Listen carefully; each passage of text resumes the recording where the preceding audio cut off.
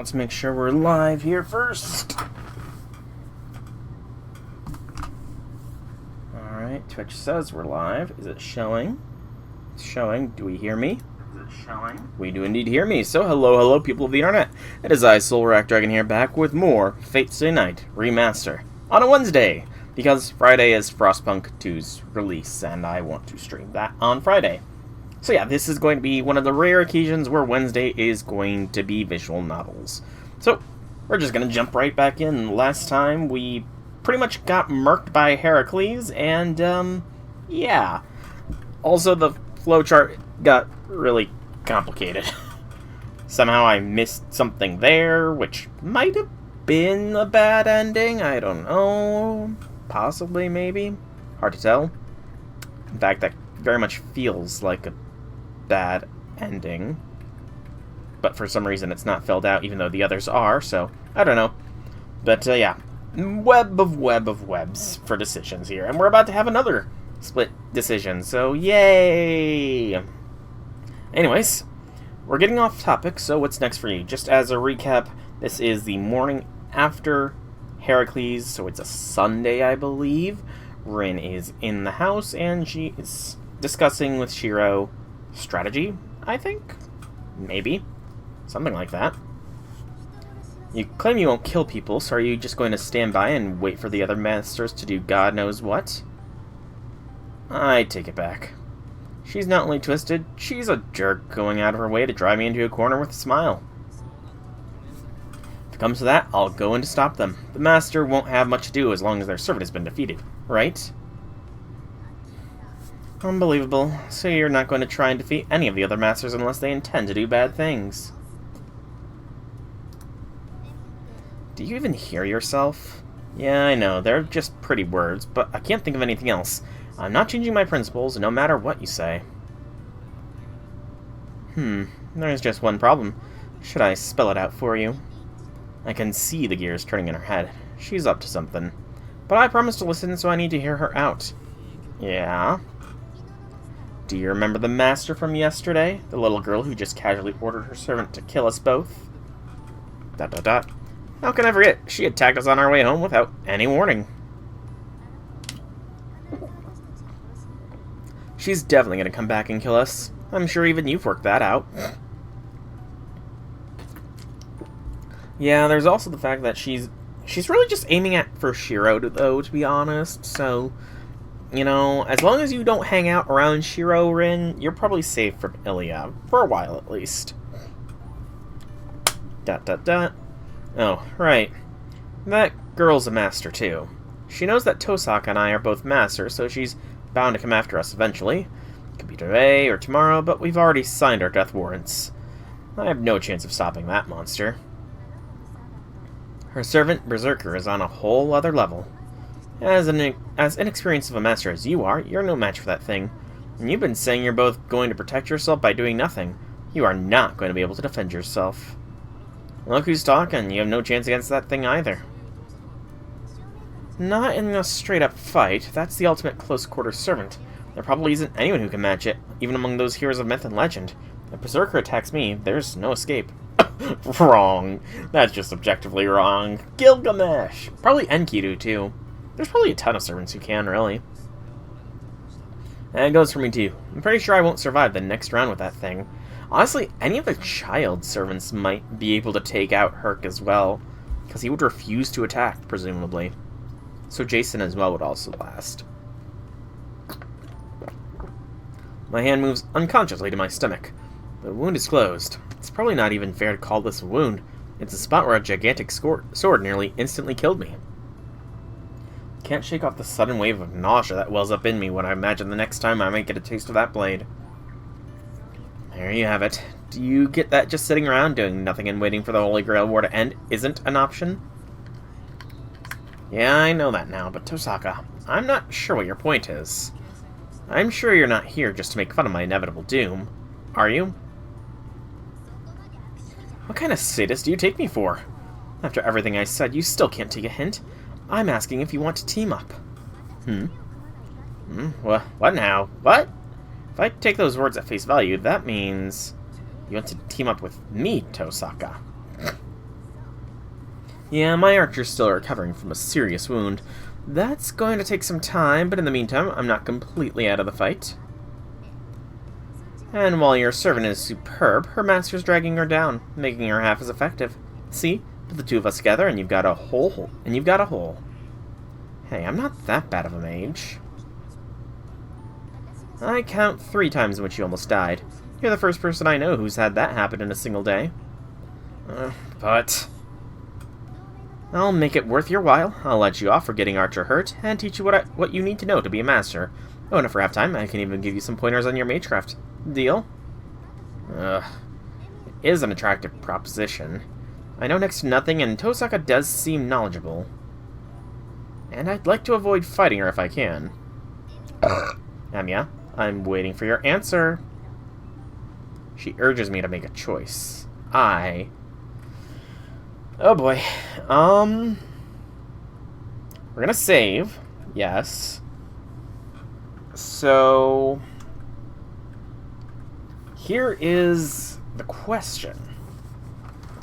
I know in Unlimited Blade Works, Shiro and Rin team up, but I don't know if they do so in the Fate route. I really don't know. I mean, maybe? Okay, I'm just trying to think. I know next to nothing about the Fate route. Only things I know is Ku fights Gil to a standstill for like a day just because of his protection from arrows. The Fate route is Saber's route. And that's kind of it. I don't actually know what happens to Rin or Archer during it. Nor do I know what the dividing point between Fate and Unlimited Blade Works is. I've got to think. What would the dividing point be between Fate and Unlimited Blade Works? I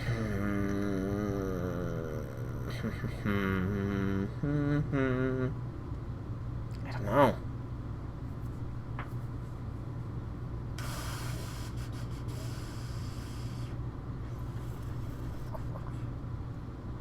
I mean,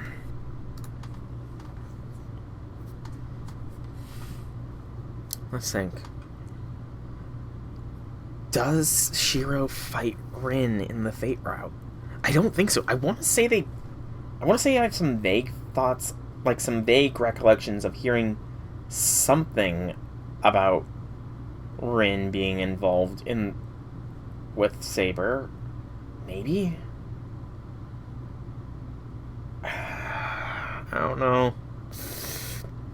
But let's not team up. Sounds like it could be a bad ending.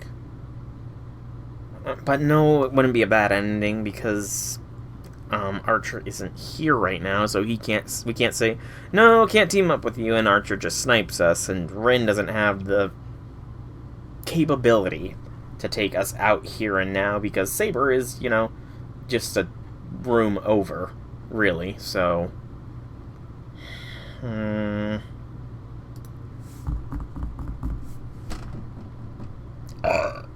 I think we'll team up.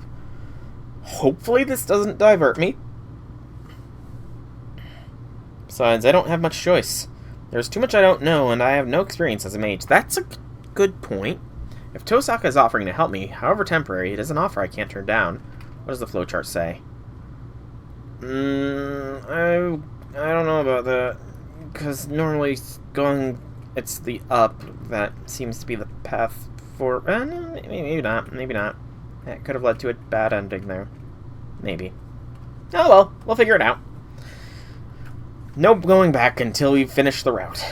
Alright, I'll take your offer, Tosaka. Honestly, I'd really appreciate your help. Then that settles it. Let's shake on it. We're allies until we defeat Berserker.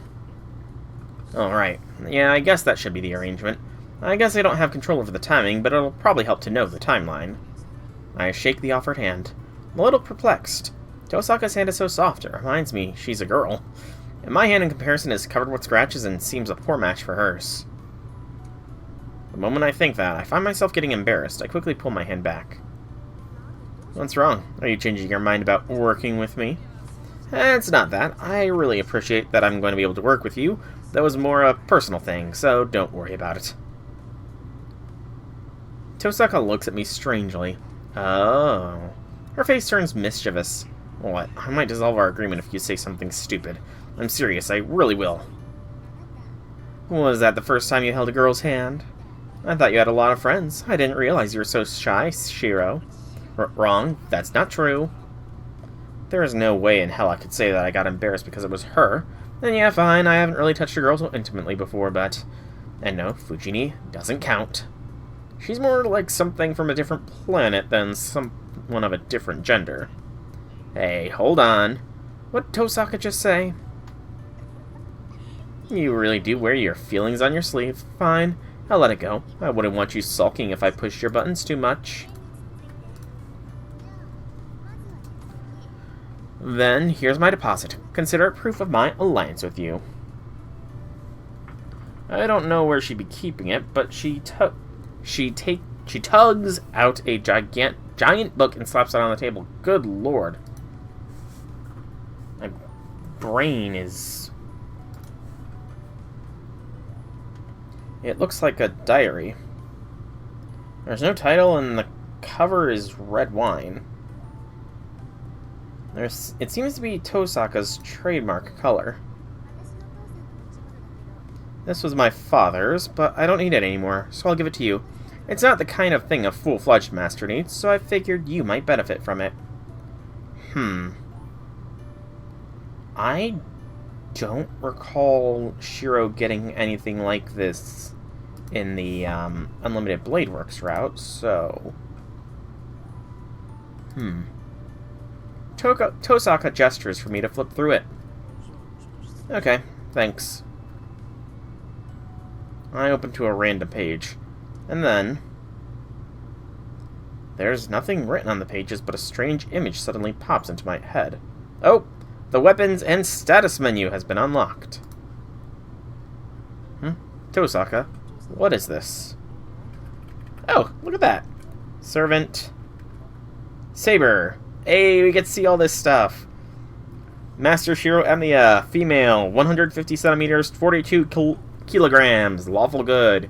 B rank strength, C rank constitution, C rank agility, B rank magic, B rank luck, and a C rank noble phantasm. That feels very wrong. But I'm curious. 154 CM to IN. So she is exactly 5 foot tall. And then 42 kg to LB. And she is less than 100 pounds. We have no information on her.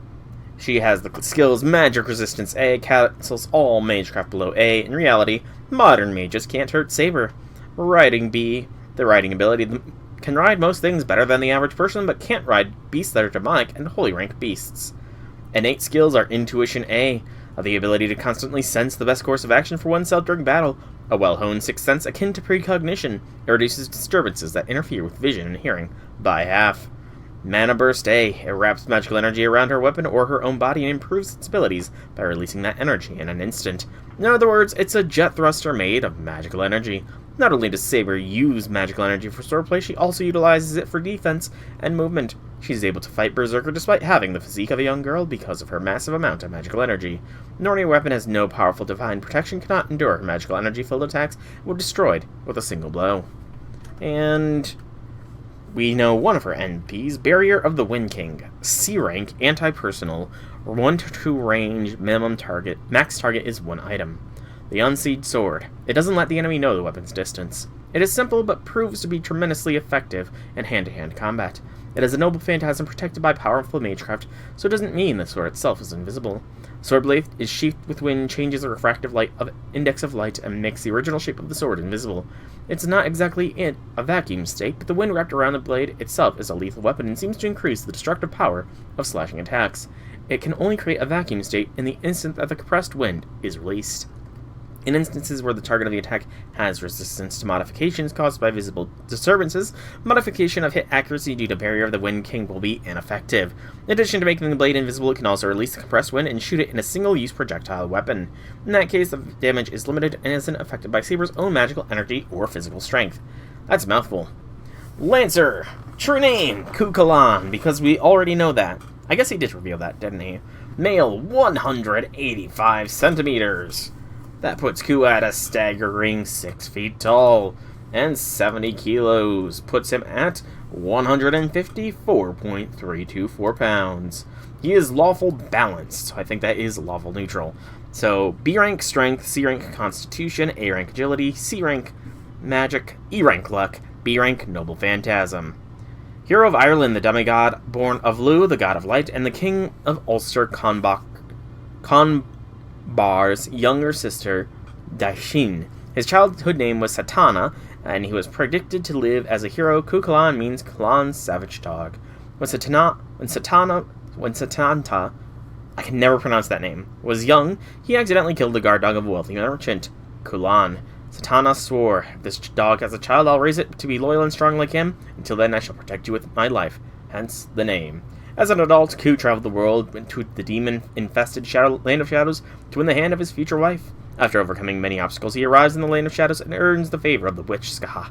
Skaha was the ruler of the land of shadows, and under her, Ku learned many magical and physical techniques. Subsequently, he acquired the weapon that would become to represent him, the demonic spear known as Gaebolg. He leaves the land of shadows, spear in hand. According to legend, Ku is brave, compassionate, and a pleasant young man. He defeats his enemies mercilessly in battle, but is a man of integrity who's never broken a promise. Celtic soldiers have a custom. They make an oath, or a geas, and soldiers who violate that oath fall under a curse. In accordance with his namesake, Ku made an oath to never eat dogs for the rest of his life. He tried his best to keep the oath, but it helped cause his death. In order to protect the country of Ulster, lacking as it was, Ku exchanged oaths with his enemies, sometimes at his own expense. His famous oaths include the oath he took with his arch-enemy, Queen Maeve, to fight only one soldier a day, and the oath he made with his foster father, Fergus, to yield to him in battle. Both of these incidents are involved in the history of the war between Ulster and the neighboring country of Connacht. War began when Maeve, Queen of Connacht, invaded Ulster. Her aim was to steal Ulster's golden bull to win a bet against her husband. Ku led a small Ulster army against the myriad assembled forces of Connacht and drove them back after 7 years of fighting. At the time, Ku captures Maeve but releases her, having sworn an oath to not kill women. Ulster and Connacht reconcile in the aftermath, but Queen Maeve has Fergus killed in revenge, viewing Ku's mercy as an insult. Eventually, Ku would be forced to break all of his oaths. Sapped of his strength, he is pierced in the side by the spear. Prideful, Ku refused to die on the ground and ties his body to a pillar to remain upright. On the verge of death, he sees an otter floating in the river, drinking its own blood. He lets out a laugh, tickled by its self-destructive hunger. He then dies on his feet. Now legendary hero, Ku attains the divine protection of Morrigan, goddess of war and fate, who had power over death. Of course, Ku immediately starts causing trouble. First, he rejects Morrigan's protection. This enrages her, so she takes the forms of many animals and tries to kill him. Ku repels all of her attacks, having bested her, heals her wounds. Morrigan admires his kindness and integrity, and thus resolves to support him from behind the scenes. In order to preserve his pride, she keeps watch over him while taking care to not intervene directly in his predicaments. Okay. That is the first I am hearing of this Morrigan thing. Or is it Morgan? I'm trying to remember how is it pronounced in Dragon Age Origins. I think it's Morgan. Morrigan. Yeah, that sounds right. Yeah, this is the first I'm hearing about Morrigan here. Oop, did not mean to back out completely. Skill, Magic Resistance C, nullifies Magecraft from incantations shorter than 2 measures, doesn't block large scale, such as Grand or Ritual Mantras, Battle Continuation A, doesn't know when to give up, makes it possible to fight on the verge of death, and can survive as long as there are no definitive fatal wounds. That's a lie. Excuse me. Disengage C, the ability to withdraw from battle. Can reset a losing battle back to the beginning, the first turn, and reset the conditions of a technique back to their initial value. And Divinity B, whether or not one has Divine Spirit aptitude. The higher it is, the more physically mixed with Divine Spirit one is. God damn it. That was weird. It's like there's some input delay with my mouse. Soaring Spear that plunges death. Gaebolg. A cursed spear that always pierces one's heart if it strikes, a fatal thrust from the demonic spear, Gabolg. Its true ability is to reverse cause and effect, causing the spear to thrust after it has already penetrated the opponent's heart.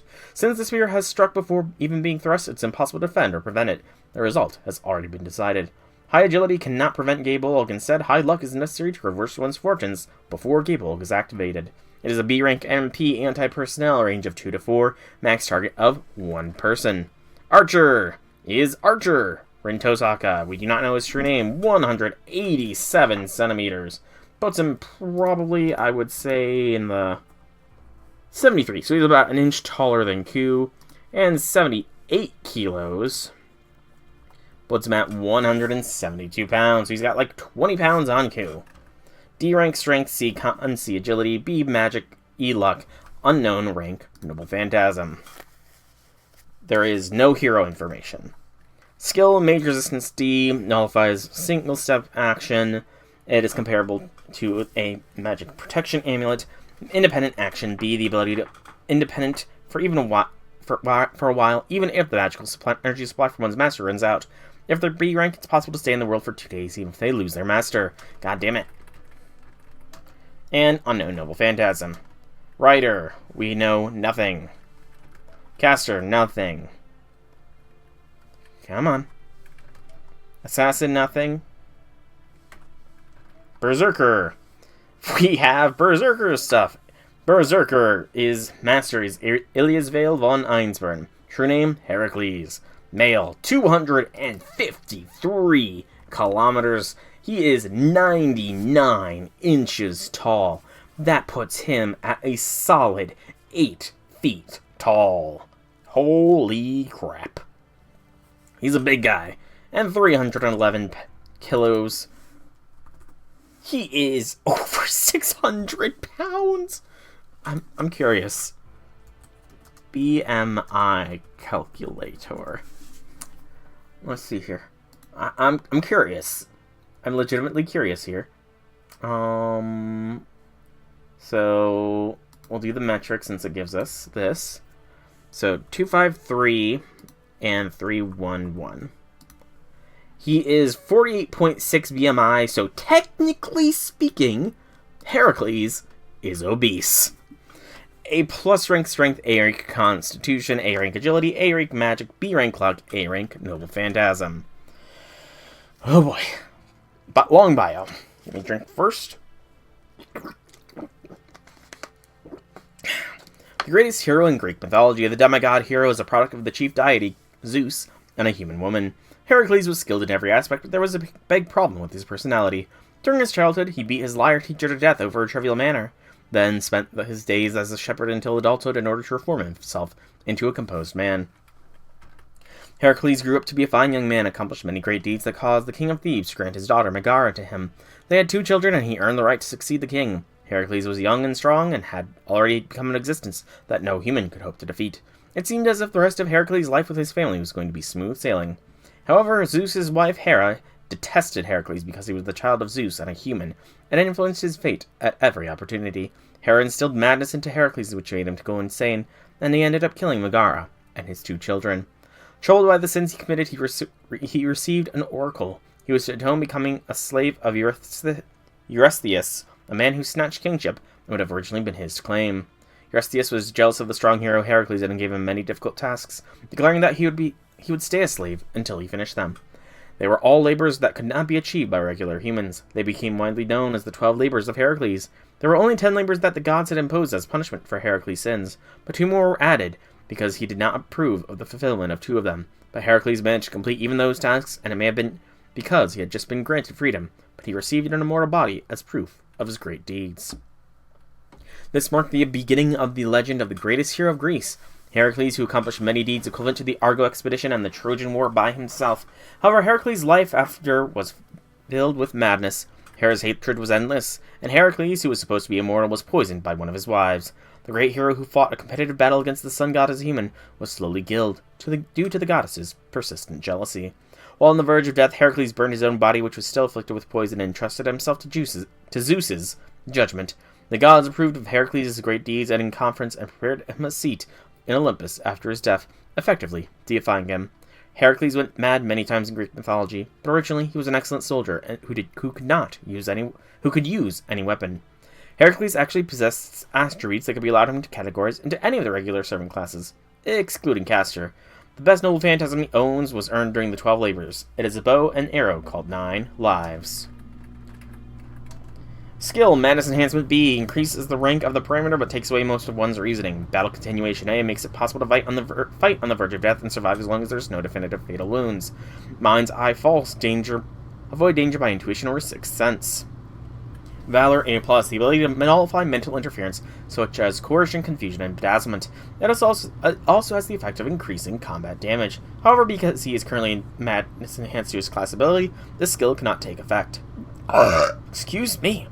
Divinity A. Whether or not one has a divine spirit, the higher it is. Being Zeus' son and having been welcomed to the gods after death, Heracles' divine spirit aptitude can be considered to be of the highest class.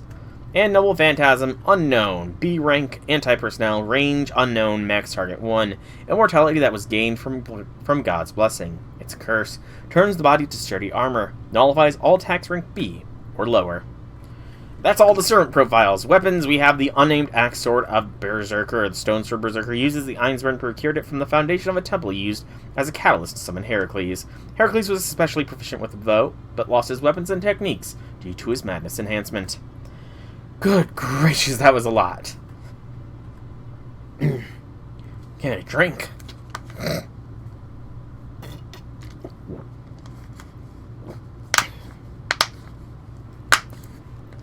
Crappy little water bottles.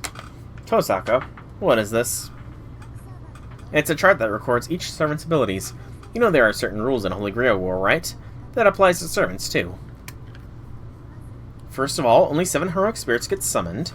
The 7 can only be summoned after they're assigned one of the predetermined classes the Holy Grail is prepared in advance. Instead of summoning the heroic spirit themselves, the Holy Grail creates a vessel close to each heroic spirit, and then summons the spirit into it. You know how seances and mediums work by calling on the spirit and drawing them to the caster's body so the spirit can communicate, right? It's like that. In order to summon a spirit from different ages, you need a sort of container. Classes. Oh, so that's why Saber's called Saber. Exactly. Remember, that heroic spirits need to conceal their identities. That's why you never say their real name. So their summoned class then serves as their name. The classes are Saber, Lancer, a total of 7. I just let Rin speak after I spoke the first 2. The class lineup may differ depending on the Holy Grail War, but we have a classic lineup in this war. The common belief is that Saber is the most powerful. Each class has its own unique characteristics, but each servant's abilities differ according to the summoned heroic spirit's ranks, so be mindful of that. A heroic spirit's rank, you mean how strong they were in life. That's part of it, but their abilities are also dependent on their notability. What they did or what kind of weapon they wielded may not change, but their basic abilities will change depending on how famous they were in their time. Heroic spirits are like gods, so they become more powerful the more people worship them. I guess you could say their essence becomes more potent. It's similar to divine spirits falling in rank to elementals if they lose devout followers. Similarly, a hero forgotten by the people doesn't have that much power. Although a hero who is powerful to begin with should retain at least some power and abilities, whether they were unknown or forgotten. Then if the hero is well known and their legend was extraordinary, they would be an A-rank servant, yeah. And that's why Berserker might be one of the strongest ever. He's the most famous hero from Greek mythology. Heroes from the Age of Gods already have special noble phantasms to begin with, and there's not much we can do if the heroes themselves are strong. Tosaka, what the heck's a noble phantasm? A noble phantasm is a servant's iconic item which they use during their lifetime. Heroes and magical swords, or sacred swords, come as a set, right? It's basically their armament. Weapon, like Saber's invisible sword. Something like that. I don't know what the story with that sword is, but whatever Saber's wielding is definitely her noble phantasm. I don't think I need to even say this, but heroes can't remain in their legend with just their name alone. Each hero has a weapon that's sort of their trademark. And that is the crystallization of the people's desires for a miracle, their noble phantasm. So it's a powerful magical item. Exactly. Simply put, heroic spirits are no match for powerful magecraft or mystics. But when their noble phantasms come into play, it's a whole different story. Heroic spirits who wield noble phantasms can defeat even elementals several ranks higher than them. This is because most are sacred or magical swords that appear in legend, and they are close to the level of magic.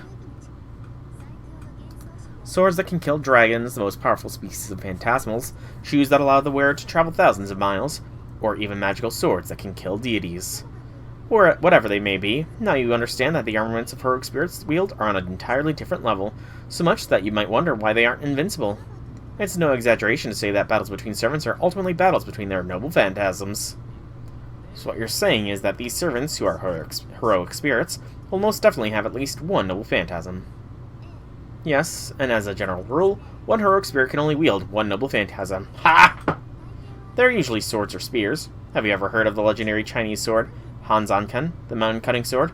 You can only swing it once, but it's a magecraft item set to destroy an entire mountain in one swing. I think it's like that. But noble phantasms are kind of miracle activated only when their true names are spoken, so they can't be used casually. It activates when the weapon's name is spoken, right? Why would that make it so hard to use? Don't you not realize? Don't you not realize? That's an oxymoron, I think, is the proper... No. Do not you not realize? So do you realize that... So the proper phrase, the proper sentence structure here would be, do you not realize that saying weapon's name, not don't. That saying the weapon's name also tells you which hero the servant is. The heroes and their magical swords are a set, so if you know their weapon's name, you'll also know its wielder's name. If that happens, then you'll know their strengths and weaknesses. That's not necessarily true. I see. Yeah, you make a good point. Now that I think back, when Lancer used his noble phantasm, Saber immediately figured out his identity. Something about Ireland's Child of Light. Okay, so servants are separated by classes, and each of them are heroic spirits suited to that class. They're all concealing their identities, and the weapons that they wield are the most powerful aces they've got up their sleeve, but they can't use it freely or they would wind up revealing their identity. That's all I can tell you about servants. If you want more details, just look in that book. Flip through it when you have time. Once you get used to it, you should be able to identify servants intuitively without the book. Well, I can already identify every single servant in this Grail War without the book. There is some tidbits, like the bit about Morrigan in Coos, but with that, Tosaka stands up. Okay, well, I'm heading home. Thanks. I'm still sitting on the floor, so I look up at Tosaka as she gets ready to leave. Don't get confused about things just because we formed an alliance. You and me, we're going to fight eventually, when all the other masters have been defeated, or even if they're still alive. We're bound to fight, no matter what. You're better off not seeing me as human, Amiya. After making very clear where we stand, Tosaka leaves for her home. Maybe we aren't on Unlimited Blade Works. So I feel like that is a split in the flowchart. Yep, it is. Okay, we are at a saber choice here, it looks like. Or we will be. I can already feel myself getting less and less stressed once Tosaka leaves. But that also does bring the point. This cutoff, unless it branches up, like upwards even higher, it would have to loop back around here. I guess we'll find out eventually. I can already feel myself getting less and less stressed once Tosaka leaves. My feverish body is suddenly overcome with exhaustion, and I collapse to the floor. I lie on my side and try to ignore this nausea creeping back over me. The ticking of the clock echoes through the quiet living room. Battle between masters, huh? I still don't understand what the heck that is. All I know is that I don't know much. It may have felt even more real to me if it was even a little more interested. If I was even a little more interested in the Holy Grail. I don't know what it is, but the only thing I can feel for the Holy Grail is disgust. A grail that supposedly grants wishes. Excuse me. I don't know what it is exactly, but it's an artifact powerful enough to summon servants. It may not grant every wish, but it's more than valuable enough for a mage. And yet I have no interest. I might be skeptical because it doesn't feel real to me, but I also feel it's not fair to take a shortcut like that. Plus, it doesn't sit well with me knowing the selection process is just a battle. Good lord, I am stumbling over my words today. Yet, this is a game of musical chairs. No matter how I feel about it, I'll need to overcome my competition to survive, now that I'm involved. And one of the methods to get rid of the competition could be to involve and harm other innocent people. That's why. Rejoice, Shiro Emiya. My reason to fight in the Holy Grail War is not to survive and win. Your wish will finally be granted. It is to do everything I can to stop those who will try to win by any means necessary. I feel dizzy again. That's not surprising. No matter how much my body appears healed, it was nearly split in half just a few hours ago. This feeling isn't going away anytime soon. Honestly, I wouldn't be surprised if I felt this way for the rest of my life. I was very nearly killed 3 times in one day. There's no denying that someone with no power will wind up hurt if they participate in battle. My own ineptitude nearly cost me my own body. Then that girl got hurt, trying to protect me. I try to sit back up. Right, her. I can't believe myself. I completely forgot about her because of Tosaka had settled herself in my living room. Maybe it's more that I was just avoiding thinking about her. I'm such a coward. I was avoiding thinking about the girl who was bleeding miserably, even though I was the reason she got hurt in the first place. I can't believe Tosaka left out the most crucial point. I shoved myself back up to my feet. Tosaka never said anything about Saber. The only thing she said was that she and Saber brought me home, but she didn't elaborate. The very first thing I should have asked was whether the girl was safe since Berserker wounded her.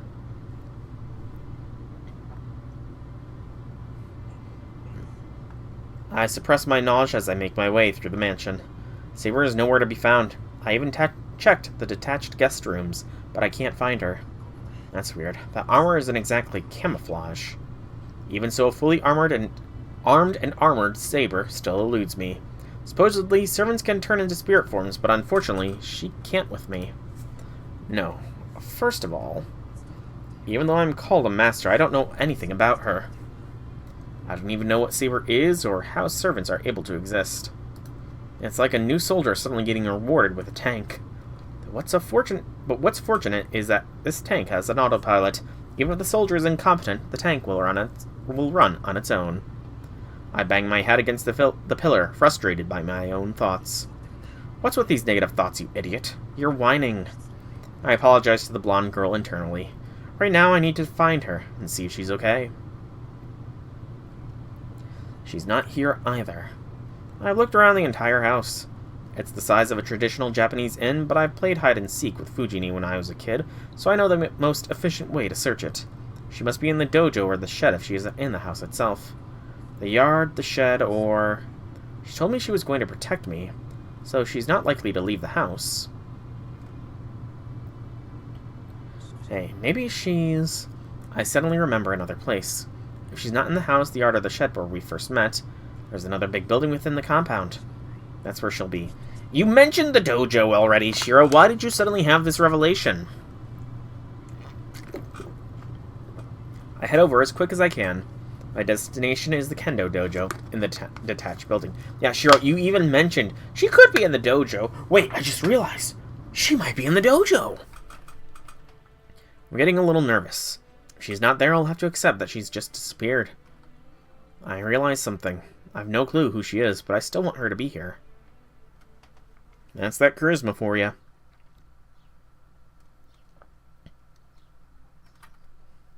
I enter an enclosed room, completely absent of any ornamentation. It's not a room to live in, and it's a dojo designed only for training. Within the tranquil room, lit by the sun. Shiro's heart gets stolen. She sits as if she's always belonged there. The place is hushed, serene. The sunlight coming in is white and untainted, allowing the girl to be one with the dojo. It's the same girl who wielded her sword without hesitation, protecting me from Lancer last night, under the moonlight. That golden mane of hers, which had soaked in the blue-white moonlight, now glitters in the sunlight. And then I remembered. This is exactly how I felt when I first saw her. She was clad in armor, wielding her sword and silently overwhelming the enemy. The extraordinary sight of her isn't what surprised me. In fact, it didn't matter how she looked. Even if she'd been covered in mud, I don't think my reaction would have been any different. The girl who had so moved me is still right here in front of me. I just admire her, forgetting even to breathe. To hell with being a master in the Holy Grail War. In this moment, I've completely accepted the girl called Saber. She is sitting Saiza as well. I don't know how much time elapsed. Saber opens her eyes as if waking from a slumber. Oh. I sound disappointed and my voice echoes through the dojo in silence. Saber notices and stands up without making a sound. She walks towards me before I can think of what to say. You are awake, Shiro. Her voice is serene. Something rich and calm about her voice hangs in the air.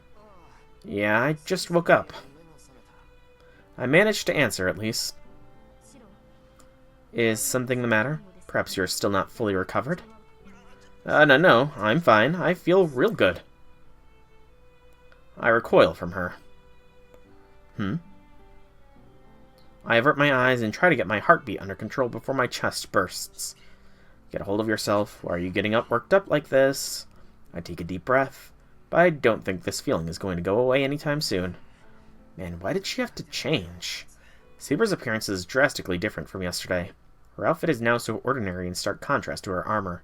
Her appearance takes me by surprise. She seems more real, which confuses the hell out of me. Seriously, she's drop-dead gorgeous. I mean, you saw that yesterday, but it's actually setting in now. As soon as we make eye contact, I can feel my nervousness grow. Then again, I wasn't looking everywhere for her, just to stay silent. It's uncomfortable, but I can't let it be awkward forever. Saber, right? This is actually the first time we've sat down to talk. I bite the bullet. But then... Before that, there's something that I would address regarding last night. She interrupts me, obviously displeased, making her earlier calm, hard to fathom. Sure. What is it? As I said, last night. You are my master. It is troubling if you take such actions. Combat is my territory, so please stay behind me and out of the direct line of fire. I cannot protect you when you go out on your own, apparently determined to die in vain, as you so nearly did. Saber doesn't mince words. Her clipped tone is enough to make me forget my anxiety. But what the hell? If I hadn't intervened, you'd been cut in half. Perhaps I would have died, but you would not have been hurt.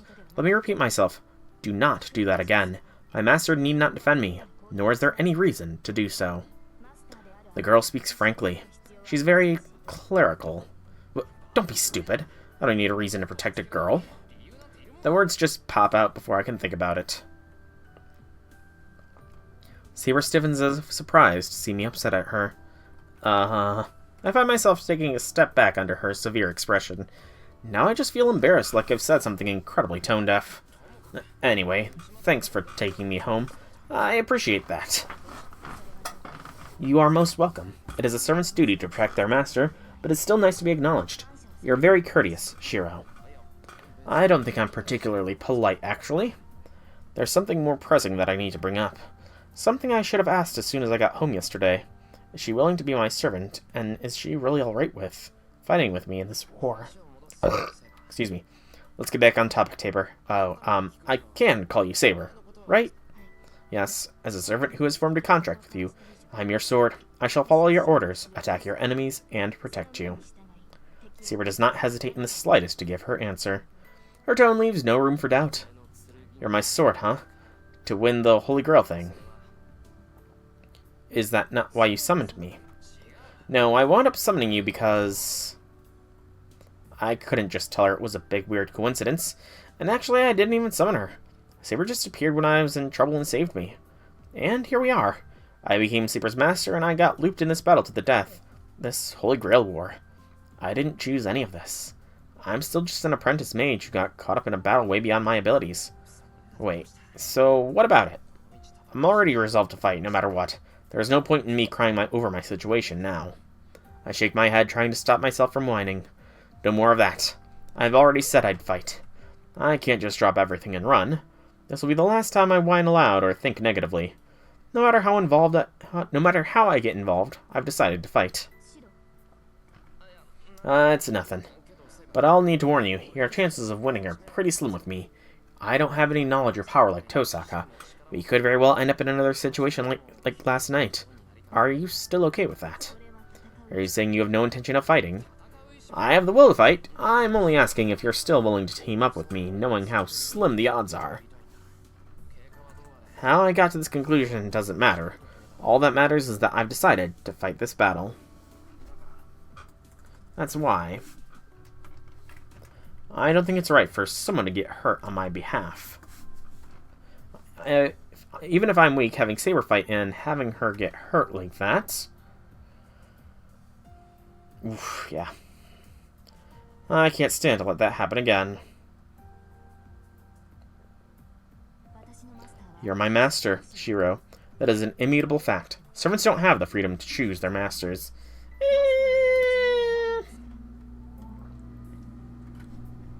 Dot dot dot. She's right. That's the whole reason Saber is my servant. If it's true, I'll need to respect Saber's needs and actions as best I can.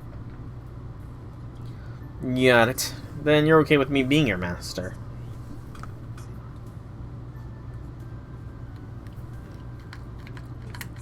Yes, but I also want you to know that I will not allow my master to be defeated. If you have no chance for victory, I must create one. I will utilize every opportunity available for you to obtain the Holy Grail. To obtain the Holy Grail. Tosaka said servants also have a wish they want granted. Saber is no exception. That's why she hasn't hesitated up to this point. But it's also why... Hold on, Saber. You said any means possible, right?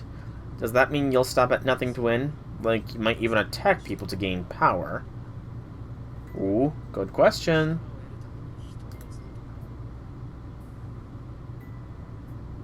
I can't finish my sentence. Saber looks at me as if she's looking at an enemy. Sure, that's not what I meant when I meant by any means possible. I can only do things I allow myself to. It's impossible for me to betray my own beliefs. Harming unarmed innocents goes against a knight's oath.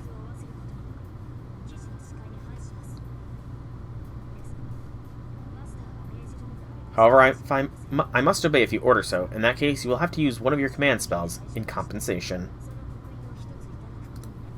Good. That confirms Saber is of good character.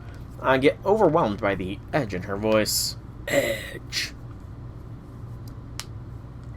At the same time, I feel a relief flooding through me.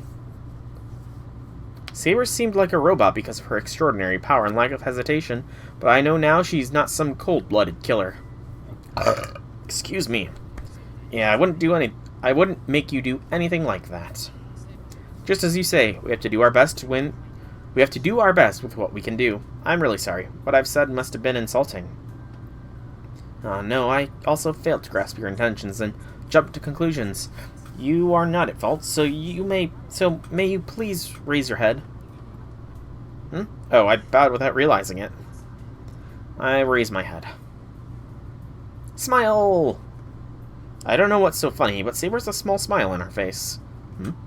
I'm glad she seems happy, so I don't press her. I forgot to bring this up. In addition to doing everything we can, I've decided to team up with Tosaka for the time being. Remember her? The girl who was with us last night? Archer's master? You mean Rin? That is certainly a wise decision. I'm sure there are many things you can learn from her until you become a full-fledged master. That's a relief. As long as Saber agrees, I can work together with Tosaka without hesitation. The other thing I need to ask of her right now is... Okay, save at the branch. Alright. So, we're not missing out on any choices here. All three choices are available. So, here's the question. Alright. So the question here is, what do we do to not piss Saber off? Now, we got a couple choices here. First, we can ask about Saber as a person. That feels like it could be the right choice here. You know, get to know her, all that kind of good stuff. That feels like it could be the right choice for how to proceed. Sorry, I'm adjusting my seating position. My seat is very much not that comfortable to sit on, ironically enough. So I have to use a pillow.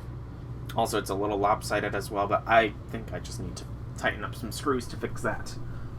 So, 3 choices here. We are aiming for the Fate route, which is the Saber route. What hero is Saber? That, I don't think we would get an answer to, because if memory serves, Saber is very private at the beginning of the Grail War, and even in Unlimited Blade Works, she doesn't really open up about her true identity until later on. Are You Okay does show concern, but as established that she doesn't really like it when Shiro is overprotective of her. So I feel like Are You Okay might be a not good choice. Where did you get those clothes seems like a bit of a joke choice here, but because it's a joke choice, it is probably also the one that Saber wouldn't be expecting, and thus it could lower her guard a little bit and cause a little bit of genuine connection.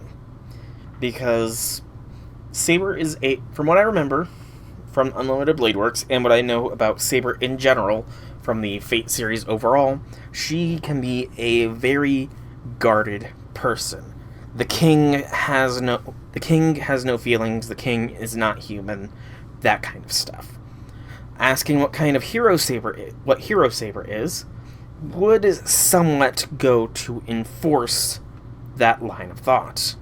Asking Are You Okay might annoy her a little bit, as it would go back to the whole Shiro kind of getting angry, or Saber kind of getting angry at Shiro for implying that he'd protect her because she's a girl.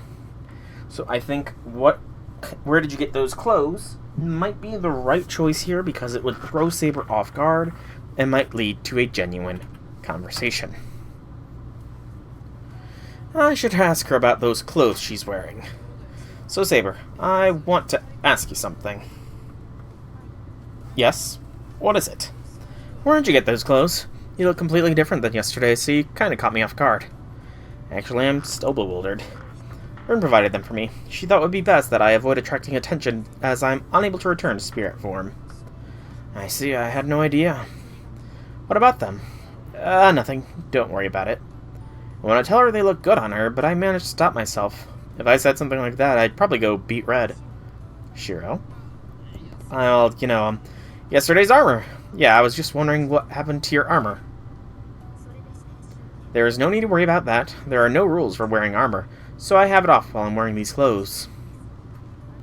The armor is created from my magical energy. I can call out for it as needed. I can only respond with amazement. Actually, and this choice does increase Shiro's attraction to Saber. Anyway, there's no doubt she'd draw a lot of attention going around in that armor. But with Saber wearing something like that, I can probably make up some story to the neighbors. She's a distant relative of my old man or something. Well, actually, I have to do that anyway. But then I hear something heavy hit the floor by the door. What's that? I turn to face the sound. At the door, there's Tosaka, a duffel bag at her feet. What the? My mind comes to a screeching halt. Wow, Tosaka got home, changed, and got back over here fast. I thought Tosaka had gone home, but here she is at the dojo in her ordinary clothes. And why is she carrying so much stuff? What are you doing here, Tosaka? What do you mean? I went home to get my stuff. Wouldn't it be a sensible thing since I'm going to live here from now on?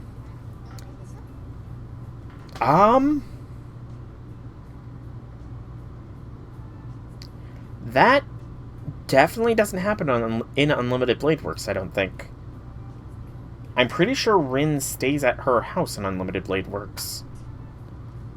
But Liv, you living here in my house?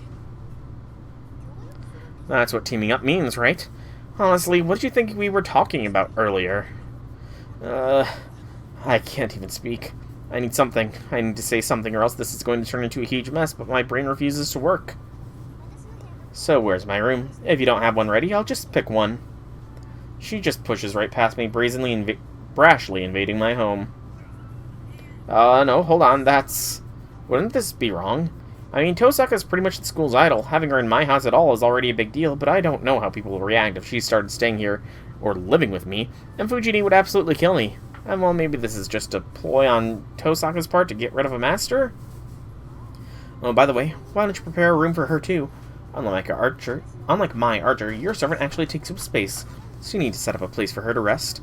Well, I guess it's not a huge deal if you think one futon would be enough for the two of you. What, is she implying Saber and I sleep in the same bed or something? Like hell that's gonna happen, idiot. You think you can just say whatever because I'm being quiet, but that isn't happening. Saber's a girl, you know. You're missing the point, but whatever. Did you hear that, Saber? Sure is saying he doesn't want to share a room with a girl. Uh-oh. Saber's staring at me. She looks really stern. That will not do, Shiro. A servant must protect their master at all times. Masters are most vulnerable when they are asleep, so I must be in the room with you to protect you. Yeah, that's even worse. What the hell are you two thinking? Should girls even really be thinking about that kind of stuff? Why are the two of them just silently staring at me like that? Uh-huh. You do know you don't really need to treat servants like humans, right? I guess there's no sense telling Shiro that, though. I'm about to protest, but I shut my mouth. The discomfort I felt when I was talking to Tosaka in the living room earlier comes rushing back. Actually, I've just figured out the cause of my discomfort. Hold on, Tosaka. When did you start calling me by my first name? I didn't even realize it. I thought it happened pretty quickly. It did happen quickly. At least that's how I felt. Oh, so if you don't like it, I'll try to be more careful about it. But do you care, Shiro? Tosaka is so casual about this, not really caring how I feel. You are right, you say. It's not that Rin Tosaka might be a girl enchantress. She is one. Fine, do whatever you want. You can call me whatever you like. Yeah, I will then. Please do not change the subject. We've not finished deciding the matter of Shiro and my living arrangements. Well, that's right, but given Shiro's reaction, it might not be realistic for you and Shiro to share a room. There's no point in treating servants like humans, but you may as well give up since Shiro hates that idea. That is not true. Shiro simply expressed his discomfort, but he did not outright say no. You heard her, so what do you mean, Shiro? Hold on a minute. I don't understand how in a single day she can casually start calling me Shiro like a cat she just picked up and named. Oh, that's not really the issue here. This is about Saber's living arrangement. I will ask you once again. It is the servant's job to guard you while you sleep. At this point, I'm sure you understand your position as master. And my decision won't change no matter how much she stares at me like that. No, I'll prepare a different room for Saber. I'll make sure her room's closest to mine. That should be a good compromise. Intimidation won't work on me. Anyways, I'm a man, so I have to draw the line. You need to be more mindful of your position too, Saber. Yes, exactly. That is why I'm simply insisting that as a servant, I protect Master. No, not that. I'm talking about your position. If you don't get it, then never mind. If you're going to keep on pressing the issue, I'll make you understand if I have to use my command spell. I try to scare Saber off the subject. I would not like you using a command spell for that reason. Our future would be bleak indeed if you were to use such a thing to command me not to protect you. You're right, Shiro. Is the first and definitely last master to say that. Don't be stupid. I really wouldn't use my command spell for something like this either. Understood. I will follow Master's command, but what will you do if you are ambushed? Assassins have the ability to get in close to their target by concealing their presence. If that were to happen, are you able to protect yourself until I can reach you? Well, I can't really tell her that I can take care of myself. Yeah, I managed to survive against Lancer, but I won't have that kind of luck twice. That's not possible. This mansion has a bounded field set up to alert the residents of any intruders. We may not be able to avoid being attacked, but we should be able to detect attempts at an ambush. If that happens, Saber should have time to rush to Shiro's defenses before he's attacked. so she can go ahead and take another room. That's a weird position for her hand there, Saber. Fingers curled out, pinky bent. Yeah, that's a really weird hand position. That may be true, but then why don't you take the room next to Shiro's? You're fine as long as you don't share rooms, right, Emiya? Tosaka purposefully calls me Emiya at the end. Tosaka, that's a bit of a misconception. I'm saying it for your sake, so it's justified. Anyway, I wonder which room I should take. Tosaka takes her luggage and heads towards the mansion, putting an end to the conversation. She seems cheerful, like a student picking her room on a school trip. How terrifying. The way Tosaka carries herself so self-assuredly mesmerizes the both of us, and we both watch her go in stunned dismay.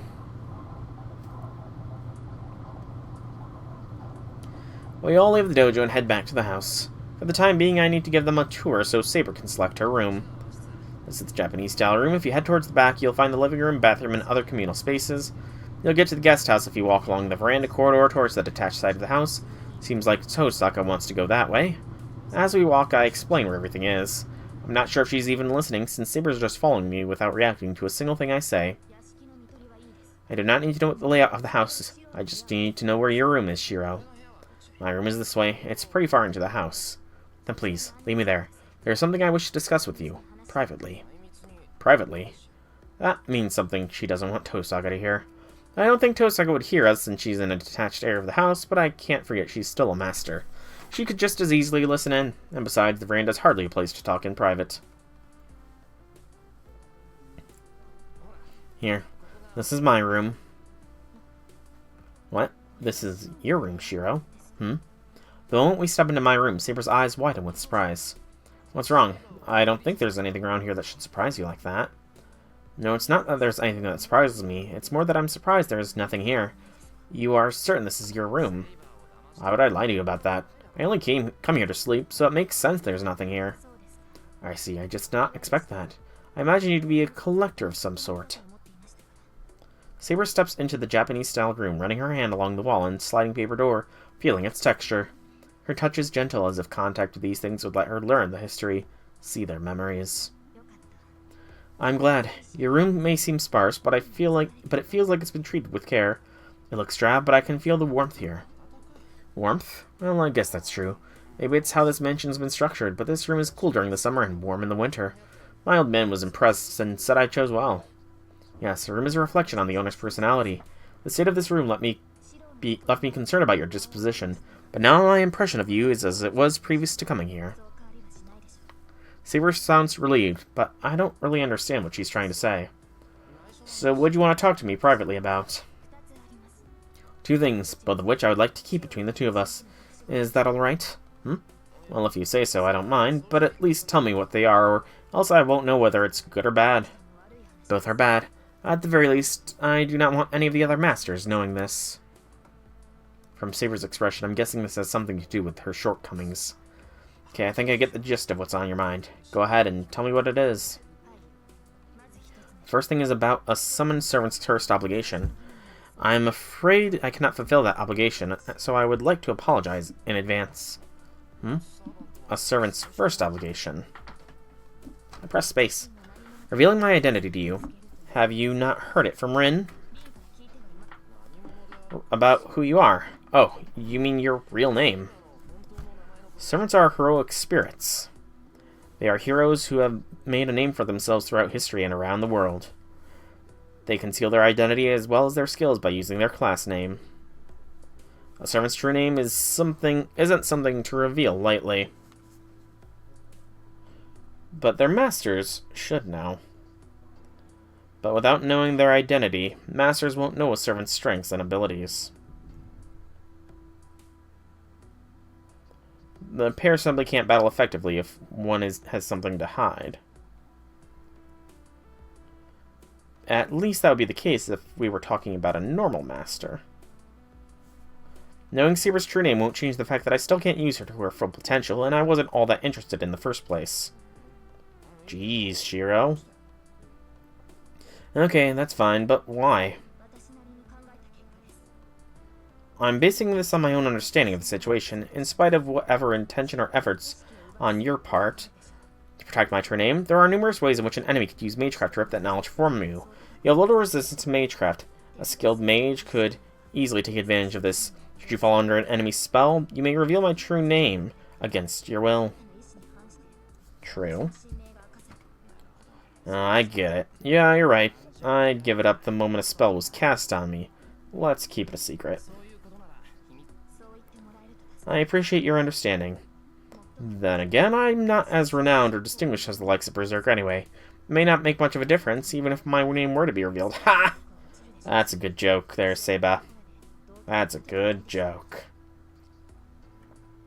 Saber's tone is regretful. I hadn't quite expected that. She seems to have a human side to her, which she lets show in revealing how she's frustrated she may be inferior to Berserker as a hero. That doesn't matter. An ace up your sleeve's only value isn't that it's concealed. I can tell you're trying to be creative since you ended up with such a terrible master. Besides, don't you think Berserker is kind of unfair anyway? There's no reason for you to get depressed about it, and from my point of view, you weren't completely inferior to that thing. You were injured pretty bad, but you were holding your own. You may be right. I was caught off guard last night. Once my wounds are fully healed, things will go differently. I bet. Okay, that's the first topic. What's the other thing you wanted to talk about? Yes, about that. I'm afraid this is something we are unable to resolve on our own. Servants maintain their form with their magical energy of their master's supply. That is why a servant requires a master. But because I'm a crap master, I don't have enough magical energy to maintain your body? That is not what I'm saying. Even were I to receive only a small amount of magical energy from my master, that would not be a problem. However, as of right now, I'm not receiving any magical energy from you at all. The ley line connection we should have, is not present. That means that while I'm supposed to be providing Saber with fuel for her engine, so to speak, I'm not. Saber, that means this is not a shortcoming on your part. Something must have happened at the time of my summoning. Some sort of error must have occurred, and the connection that should have formed between us failed to do so properly. An error during your summoning? When Saber was called here, it wasn't any sort of summoning. It was just an accident. It's no wonder Saber's having these issues since she was summoned that way. Wait, then what's going to happen if you can't replenish magical energy? Does that mean you're going to disappear soon? Yes, once I use up all the magical energy I possess, I will no longer be able to remain in this world. I've already fought 3 battles since I was summoned. My healing ability is a type of regeneration-based magecraft, so I will consume more magical energy whenever I am injured. By my calculations, I've used about 10 full-fledged mages worth of magical energy last night. I'm speechless. Every time Saber fights, she loses magical energy, and there's no way for her to replace it. If she's used up that much magical energy already, how much longer can Saber stay here? Now you understand, Master. Thus I must avoid using any more magical energy. If I'm unable to supplement my magical energy, then the only method for me is to sleep to reduce consumption of magical energy. Does sleeping restore magical energy? I do not know, but at the very least I will not use any magical energy while asleep. Which is why I would like you to permit me to sleep as much as possible. I may not be able to protect you all the time, but I do hope you understand so that we may increase our chances of victory. I sigh in relief. Thank goodness. I'll give her whatever she asks, if that's all there is to it. Of course that's okay. Rest all you want if things get rough for you. I'd rather you do that if it'll allow you to stay with me longer. Then from now on I will sleep often. During that time I ask you do not leave the mansion. I will not be able to come to your aid if you are attacked while we are apart. Matters would be different if I could travel through space and time, but that is a rare ability for servants to have. If you are to call me from a distance, you will need to use command spells as a backup, so prefer you remain nearby. Much as I would like to, I can't readily agree. I can't imagine life with Saber sticking by me all the time, but I do have to live my own life too. I'll try, but is that all you needed me to do? If you're asleep, it should not be a problem. I cannot be certain since this has never happened before, but I went into battle fewer than 7 times last night. Even if I do not go out and fight, some other servants will dispatch each other. I see, so it doesn't mean everyone has to battle everyone else. If all goes well, we can end this war pretty easily. The only people I need to fight are those who start doing things no person should. I can't imagine all 7 would be like that. Even Tosaka, who seems eager to fight, would still abide by the rules of mages. And as long as the other 5 mages act humanely, I have no intention of fighting them. Saber even said she didn't fight 7 times last night, so this time around. Oh, hold on a minute. Last time, fewer than 7 times.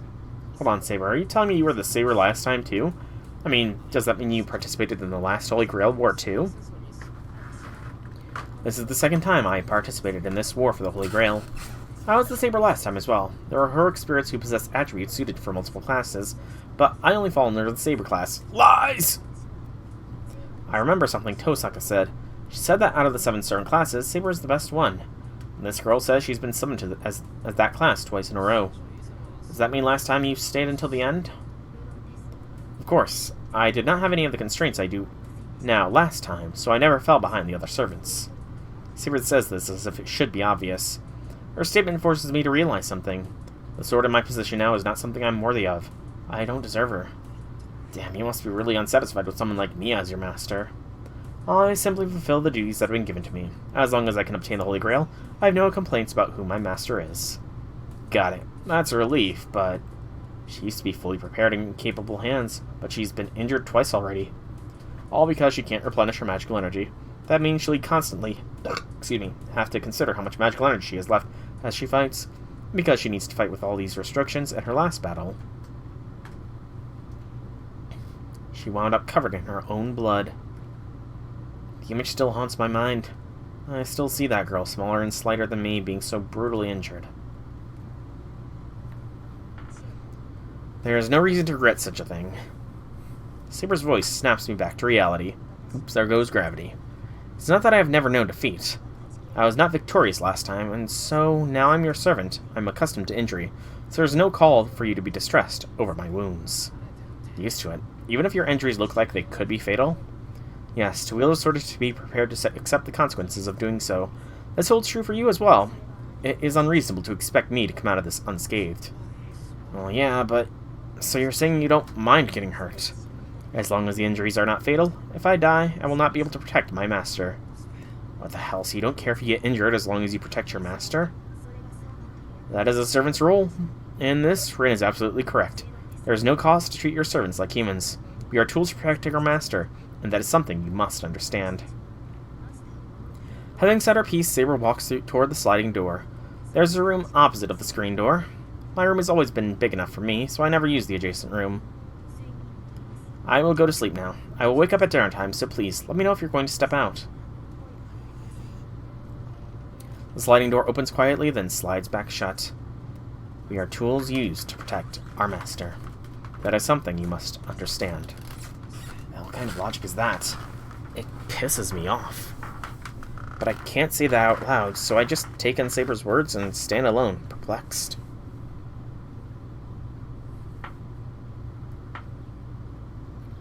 I sit at the edge of the veranda and mindlessly look up at the blue sky. I may not be sleeping during the day like Saber, but I still need rest.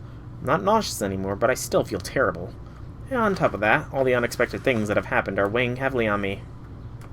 I take a deep breath and look blankly over the yard. I asked about everything I needed to know, and I got answers, but I'm no less lost for it. And yet Tosaka, my senior as a mage, or rather a full-fledged master, is completely nonchalant about the whole situation. Hey, do you have any extra cushions around? Also beakers and a protractor? She's busy scouring the house for stuff. Take any cushion you want from the guest room, but a normal house doesn't have beakers or protractors. Are you serious? A mage should always keep experimental tools around. Complaining loudly, she turns and heads back towards the detached building. Tosaka's really serious about getting herself situated here. And the matter of her staying overnight also seems to be settled. When I peeked into the detached building earlier, she already picked out the best room for herself. She even put up a sign that read, "Remodeling in progress, do not enter." And I guess it won't be an issue since the detached building is far away enough. Having Saber around already has me on edge, but if Tosaka were close too, there'd be nowhere for me to relax anymore. The detached building is far enough away, and even though it's connected by a corridor, it still feels like a neighboring house. As long as I keep my distance, nothing bad should happen. But I guess we'll see each other during meals. And there's only one bath here, so we'll have to decide when each of us will use it. Wait a minute, Saber's a girl too, so... Yeah, what the hell am I thinking? I shake my head violently and slump back onto the floor. Well, it must be a millionth side today. I stare blankly up at the sky. Getting drowsy. Must be more tired than I realized. Whatever. I just go ahead and close my eyes. Apparently not caring at all works wonders. The moment I close my eyes, I drift right off to sleep. The next thing I know, the sun has long since set, and Saber, Tosaka, and I have gathered around in the living room. I've only just woken up, and Saber is already in the living room. And Tosaka had just finished remodeling her room. By the way, this is what the guest room looked like a few hours ago. But now, how do I use the AC in here? This was what I saw after being summoned for something so trivial even Fujini wouldn't have bothered with it. That's not too different. The room is transformed into this. That's nothing. I sure know how to pick a teammate. I'm uncomfortable. My house is playing host to not one but two invaders. I'm all the more unsettled because I so rarely have guests here. Actually, these two don't even look like they belong in a Japanese-style house to begin with. The time is almost 7 o'clock at night. Everyone's in the living room, but staying quiet and doing nothing isn't really good for my mental well-being. If you don't mind, I want to talk about what we do from here. Just a sec, before we do that, I want to set one thing straight. Sure, what's that? It's about dinner. Shiro, you've been living alone for a while, right? Huh? Well, yeah. Which means you've been making your own meals, right? Of course, I'd go hungry if I didn't eat. I see. Then I have a proposal for you. Why don't we take turns preparing dinner? We're going to be living together for a while, so that'll help, right? You're right. I was thinking of going about my normal routine, but now that you're going to be living here, you'll be like family. You'll be expected to cook, and it'll lift some of the burden from me. That's settled then. Today, it'll be Shiro's turn. It's late already, so let's talk about this after we've eaten. Wait, it's fine if we take turns cooking, but what about breakfast? We're going to take turns for breakfast too? Don't worry about breakfast. I don't eat breakfast. What? Don't be ridiculous. You won't grow up big and strong unless you eat breakfast. Mind your own business. Anyway, you're going to make dinner today, and if you don't make something decent, I'm not talking to you. For the life of me, I don't know what set her off, but Tosaka glares at me irritated. Fine, I'll make something. Saber, you're going to eat too, right? If you're going to prepare something, then yes. Meals are an important source of energy. Got it? Then you two sit back and behave yourselves. I grab my apron and head to the kitchen. Luckily, there are enough ingredients for a meal for 3. I turned on the rice cooker right when I woke up, so it should be done in about half an hour. I glanced towards Tosaka and Saber from the kitchen. Those two look like they would prefer eating Western-style meals over Japanese meals. I seriously doubt Saber would like tofu and natto, to say nothing of Tosaka. Actually, I don't think Saber would be able to hold chopsticks in the first place. I hesitate for a minute, but there's no point worrying about this now. There's only a few dishes I can make with the ingredients I have right now. I have tofu. I think for a moment and decide to make deep-fried tofu. I also decide to make a simple tofu and seaweed soup. Since I have some chicken prepared, I'll use that to make teriyaki chicken as the main dish. I drain the water from the tofu, season the chicken, and cut the daikon into thin strips to make a crunchy salad. I also grate the daikon to make a sauce and saute some shishito peppers. Blech. Have you decided on what to do, Ren? Not really. I can't say much because I don't really have much information, but I think the most important thing to do is find the other masters. There are 4 more masters. I'd like to search for them without revealing that I'm a master too, but I don't think that's realistic. I told them to be good, but they're on a pretty disturbing topic. Don't they see I'm busy making dinner for the 3 of us? They're not even looking over here. Tosaka, not 4. It's 5. The only masters we know so far are you and me. I shout my contribution from the kitchen, holding the big frying pot to make the deep-fried tofu. What are you talking about? We know 3. You mean that Ilia's Veil? Did you already forget about Berserker? Oh, right. The little girl is also a master. I'd completely forgotten about her since Berserker left such a vivid impression on me, but now I remember that little girl is a master too, and she tried to kill us without a second's hesitation. I bet you didn't even consider Ilia's Veil an enemy. Forget about that for now, and just concentrate on cooking. We're going to have a problem if I can't judge how good you are. I don't know that my cooking skills are going to be problematic to Tosaka, but she's right. Food prep's pretty much done, so I need to concentrate and finish the dishes now. Berserker's master. You seem to know her, Ren. Oh yeah, or I know the name anyway. The Ainsburns are a mage family who have been in the Holy Grail War for a few times, so they are well versed in the Holy Grail War. Probably. I don't know about the others, but I can say pretty confidently that Ilia's Veil is our biggest obstacle. The Berserker class is typically used to enhance a weak hero. It takes the heroic spirit's sanity in exchange for strengthening them, but to control a hero that's turned violent requires a vast amount of magical energy. Let's say, for example, if you became a Berserker class. I would not be able to communicate with you as I am now. Berserker are entirely specialized in combat, totally unable to cooperate with anyone. It would be like attempting to tame a wounded lion. No ordinary mage could control such a servant. Yeah, right, that's what Berserkers are all about. Totally. H-on. I figured as much. An ordinary mage would have a difficult time controlling a Berserker, even if a heroic spirit was a minor hero. Yet Ilia's Veil summoned an absolutely top-tier hero as a Berserker, and she's managed to control him completely. I hate to say this, but that girl's ability as a master is on an entirely different level. I agree.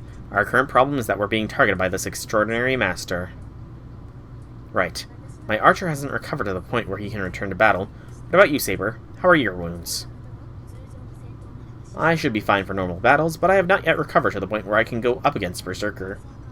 The wounds I sustained from Berserker have completely healed, but it appears the wounds I received from Lancer will take longer. Excuse me. I see. Then at this point we have no choice but to wait and see. I have a suggestion.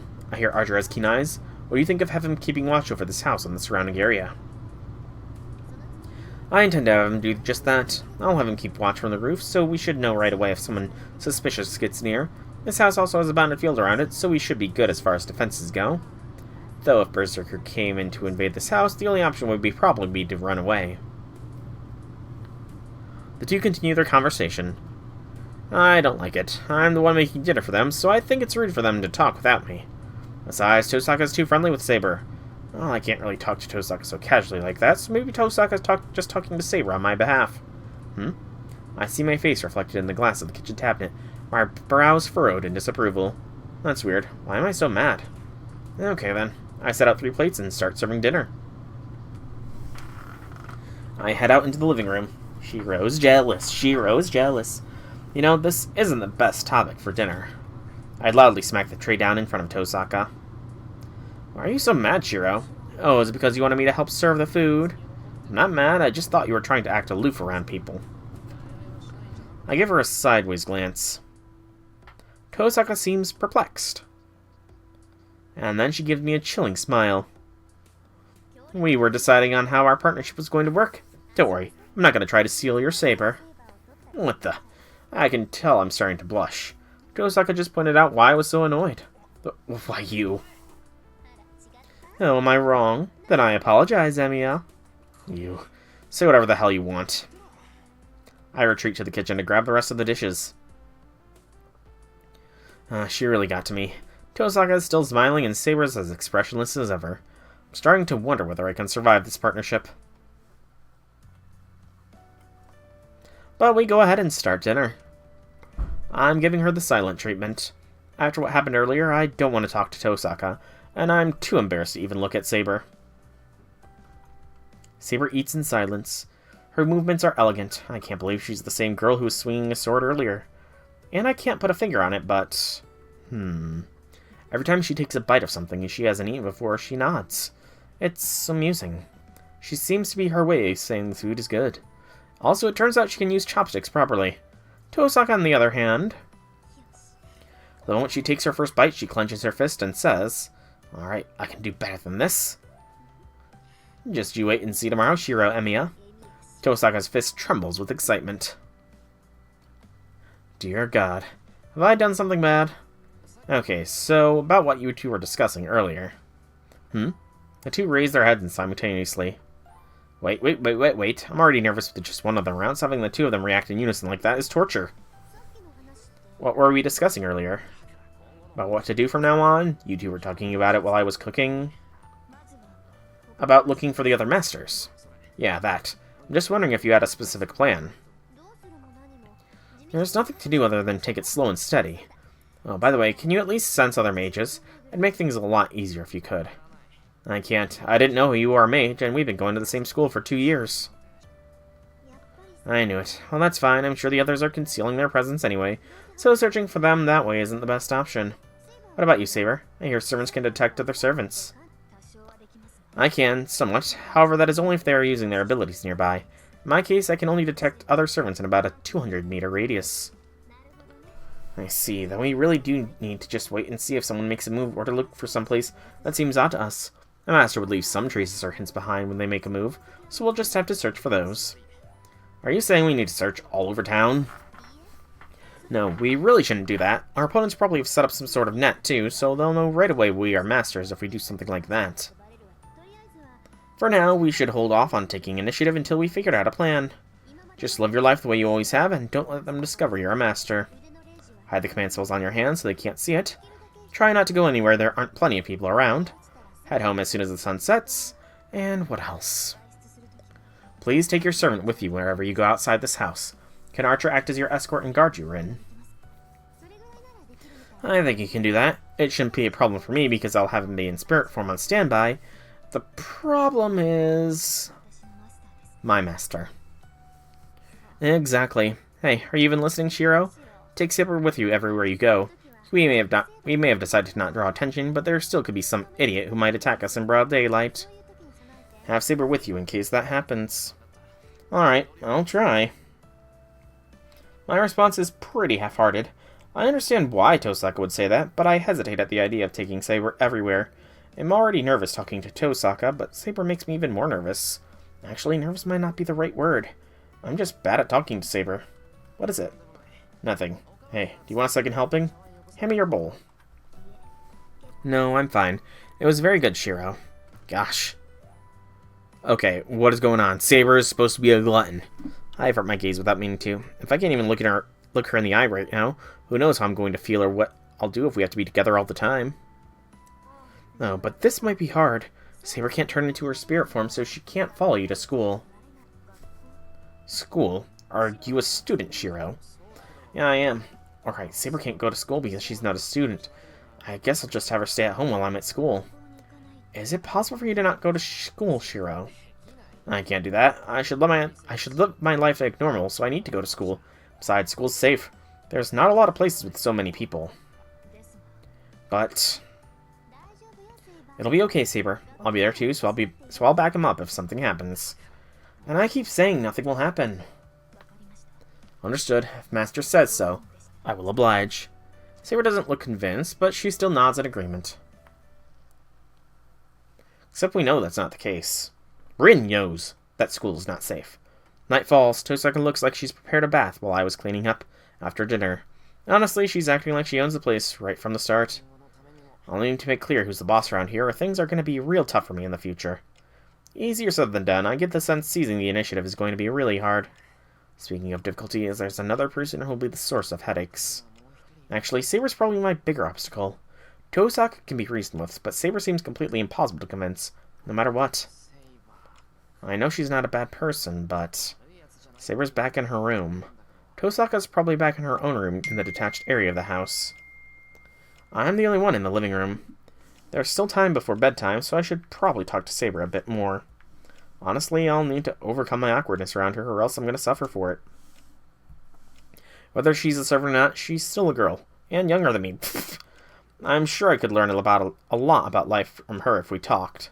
Plus, I need to get used to her. Tosaka's never going to stop looking down on me. Oh, poor Shiro thinking you're older than Saber. And that's a problem. I don't want that, so I should work on talking to her more casually. Saber's like 30s, I think. Or late 20s. I go back to my own room. The room next to mine, separated by a single sliding door, is Saber's room. Are you awake? I am. Is something the matter, Master? Saber slides the door open. I try to get the hammering of my heart under control as she comes near. Calm down, I'm only going to talk to her as a master. You do not look well. Has your wound opened up? No, that's not it. I'm feeling all better. Actually, how are you doing? I am fine. It may take some more time to completely heal in my current state, but I'm still well above average. I should be evenly matched in battle as long as it's not against Berserker. I don't sense any pretension from her. She's simply stating the truth. I don't have any response to give. Saber's words may be encouraging to a master, but I still don't want a delicate-looking girl like her to fight. I want to ask you something. don't you have any goals other than fighting, since you're in the modern world? Aren't there things you'd like to do? Other goals? There's nothing else. Servants are summoned to fight, that is all. Anything else is futile. You've raised an irrelevancy. I figured. I'm trying to tell someone not to fight when it's their only reason for being here. It's not that I want to tell her that, but it's just that Saber lacks humanity. That might be enough if fighting is all she's going to do, but she's right in front of me, looking like an actual human being. So it doesn't feel right for her to just fight. If Saber's going to be here, she should at least do something she enjoys, or it'll all seem like it was in vain. Hey, Saber. Servants are supposed to be heroic spirits from the past, right? Then... I've been about to ask her what she was like before she became who she is, but I stopped myself. I cannot tell you my true name. During the day, Saber said that was going to be a secret between the two of us, so I wouldn't be surprised if Saber refused to tell me anything about her past. Shiro, it is not too polite to stop mid-sentence. If the question is important enough, I will answer. No, forget about it. I was just about to ask a dumb question. I averted my eyes to try to change the subject. It really was a stupid question. I thought I wasn't interested in Saber's identity, and Saber's been refusing to tell me because it's not safe. Bringing up something like this would just prove I'm a bad master, dwelling on unimportant stuff. But what else can I talk to her about, then? If I can't ask anything about Saber, the only other topics left would be me. That would be even more pointless. I'm grasping at straws here. If I can't talk about her identity, I'll just ask what Saber likes, what she wants to eat for breakfast tomorrow. I don't care if she's going to look at me funny. I'm ready to ask all the futile questions I want. If you do not have any questions, may I ask something? Yeah, sure. What is it? It's about last night. You were wounded trying to save me from Berserker's attack. Do you remember that? I do, but what? Are you going to keep belittling me like you had this morning? I get that it was a rash decision on my part, so don't remind me. It makes me feel sick. I feel the same way, but there was something I would like to ask you to help me understand you better as a person. Why did you try to go up against Berserker? Did you not know what would happen if you got close? Well, Of course I knew. I knew getting near that thing would definitely be the end of me. Still, I tried to save Saber, not out of some foolish optimistic belief I could. I just tried to save her. I didn't care about what would happen afterward. Saving Saber was my top priority in that moment. If anything, the fear of not being able to save Saber was greater than my fear of being killed. Sorry, I forgot why. It all happened so fast, so I don't really remember what I was thinking at the time.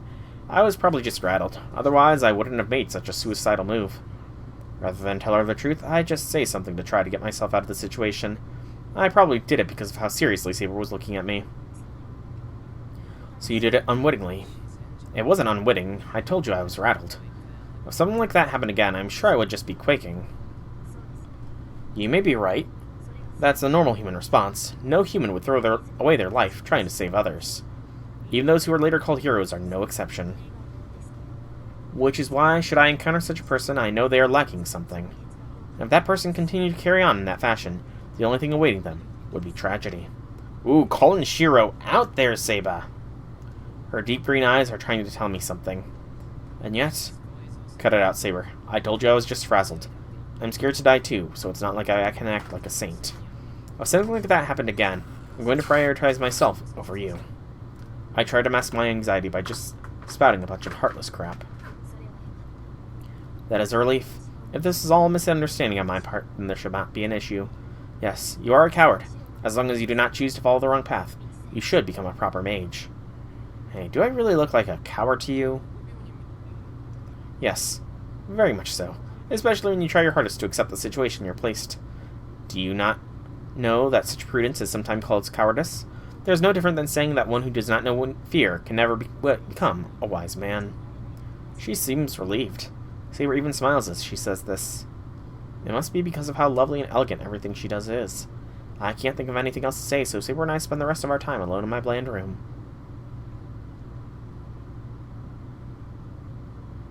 And then, night falls. I did not talk to Saber or Tosak in the other room, and nothing much happened until it was bedtime. It's 11 now. The lights in the house are off, and everyone inside goes to sleep to prepare for the upcoming day. I can't sleep. I'm still lying on my side, eyes wide open. This is my room. I should be sleeping, but it feels completely different now. Damn, why can't I? It's quiet, but I hear Saber's breathing in the next room. I know, of course I can hear sound coming from the next room if it's quiet, And since I can hear her breathing, I find myself imagining Saber's sleeping form. Damn it, how can I fall asleep in this situation? I can't just stay in the whole bed of needles situation forever. I sneak out of my futon, trying not to wake Saber up. She's probably already awake, Shiro. Saber seems like a very light sleeper. Thank goodness. I thought Saber would notice, but I guess not. Unless she's a deep sleeper. I question whether she can really protect her master that way, but there's no immediate danger.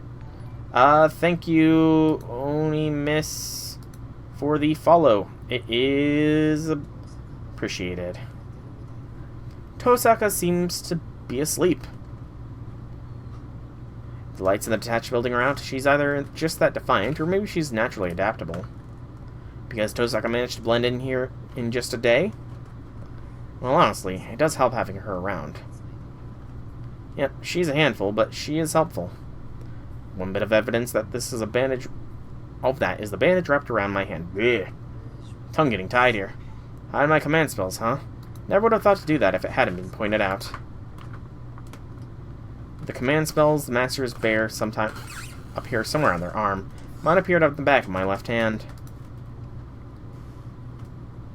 Clothes won't work to hide it, so I'll need to use bandages, even if it looks a bit awkward.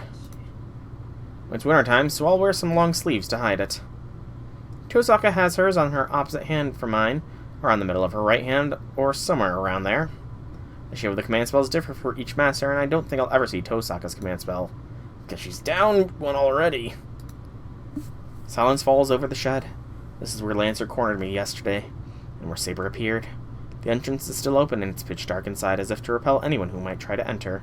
But this darkness is familiar to me. I used to play here when I was young. I feel it to be my real room. It sits silently under the winter night sky. I step inside. After closing the door to shut out the cold, I turn on the stove. Thought I should take a break today, but I shouldn't. The old man would be rolling in his grave if I knew I skipped my training 2 days in a row. I sit down in the middle of the shed and take a deep breath. I should train. No pauses. Magecraft is a mental discipline to me, so I shouldn't skip on my training for no good reason. Breathe in. I begin my training by getting my breathing under control. The usual images pop into my head. The image of a sword drifts into my empty mind. I try to ignore it and clear my head. As soon as the magical energy runs through my body, I begin the usual training.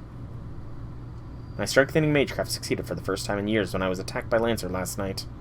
I need to create that same feeling before I forget, or else it'll have been for nothing. I close my eyes halfway and release the air from my lungs. That's all I can do for now. As I concentrate, everything fades away. The Holy Grail War, Saber, Tosaka. If I allow my thoughts to slide into nothingness, any immature hesitations will fall away, and I'll finally get a good night's sleep.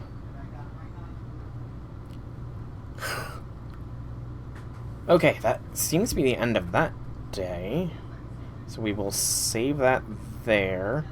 And then we are going to see what the flowchart says as soon as it allows me to. Whew, my throat is dry because I've been speaking a lot. Okay, it does look like we might still be in the Fate route because it said Fate down there, which is kind of, a good indicator. So it looks like it was just a bunch of straight lines. This did increase Saber's affection, and no choices just yet. But it does look like we are locked into the Fate route. Given how the overall flowchart is with Rin up higher, I wonder if the higher bit would be the Unlimited Blade Works route. And given how Sakura all the way back here had a choice... Actually, I don't know. It's hard to tell. We'll find out eventually. I can't wait to see the final flowchart. I feel the warm glow of the sun.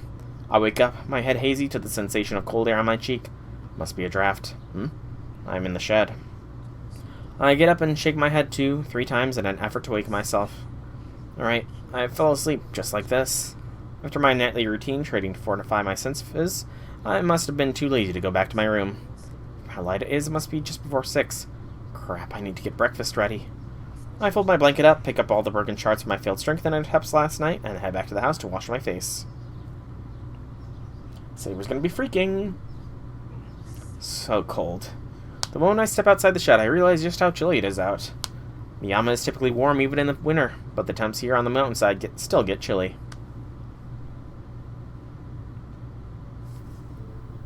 And I wash my face with ice-cold tap water, which finally gets my mind going. Alright, I'm completely awake now. Once my mind's been woke up, all the things I'd rather not be thinking about, like my current situation, come rushing back. Alright, I don't have time to putt around washing my face. Time is 5:55. There's a ton to do, but first I need to get back to my room and check on Saber. Yeah, I did leave my room without telling her. I should at least explain myself. I wouldn't want to upset Saber. Going to the shed in the middle of the night is a ritual for me, so I'm sure she'll understand as long as I explain myself. Once I talk to Saber, I should start making breakfast. Tosaka said she doesn't eat breakfast, so I just need to make extra for Saber. I should go buy more ingredients now that I'll be cooking for more people. I should write that down before I forget.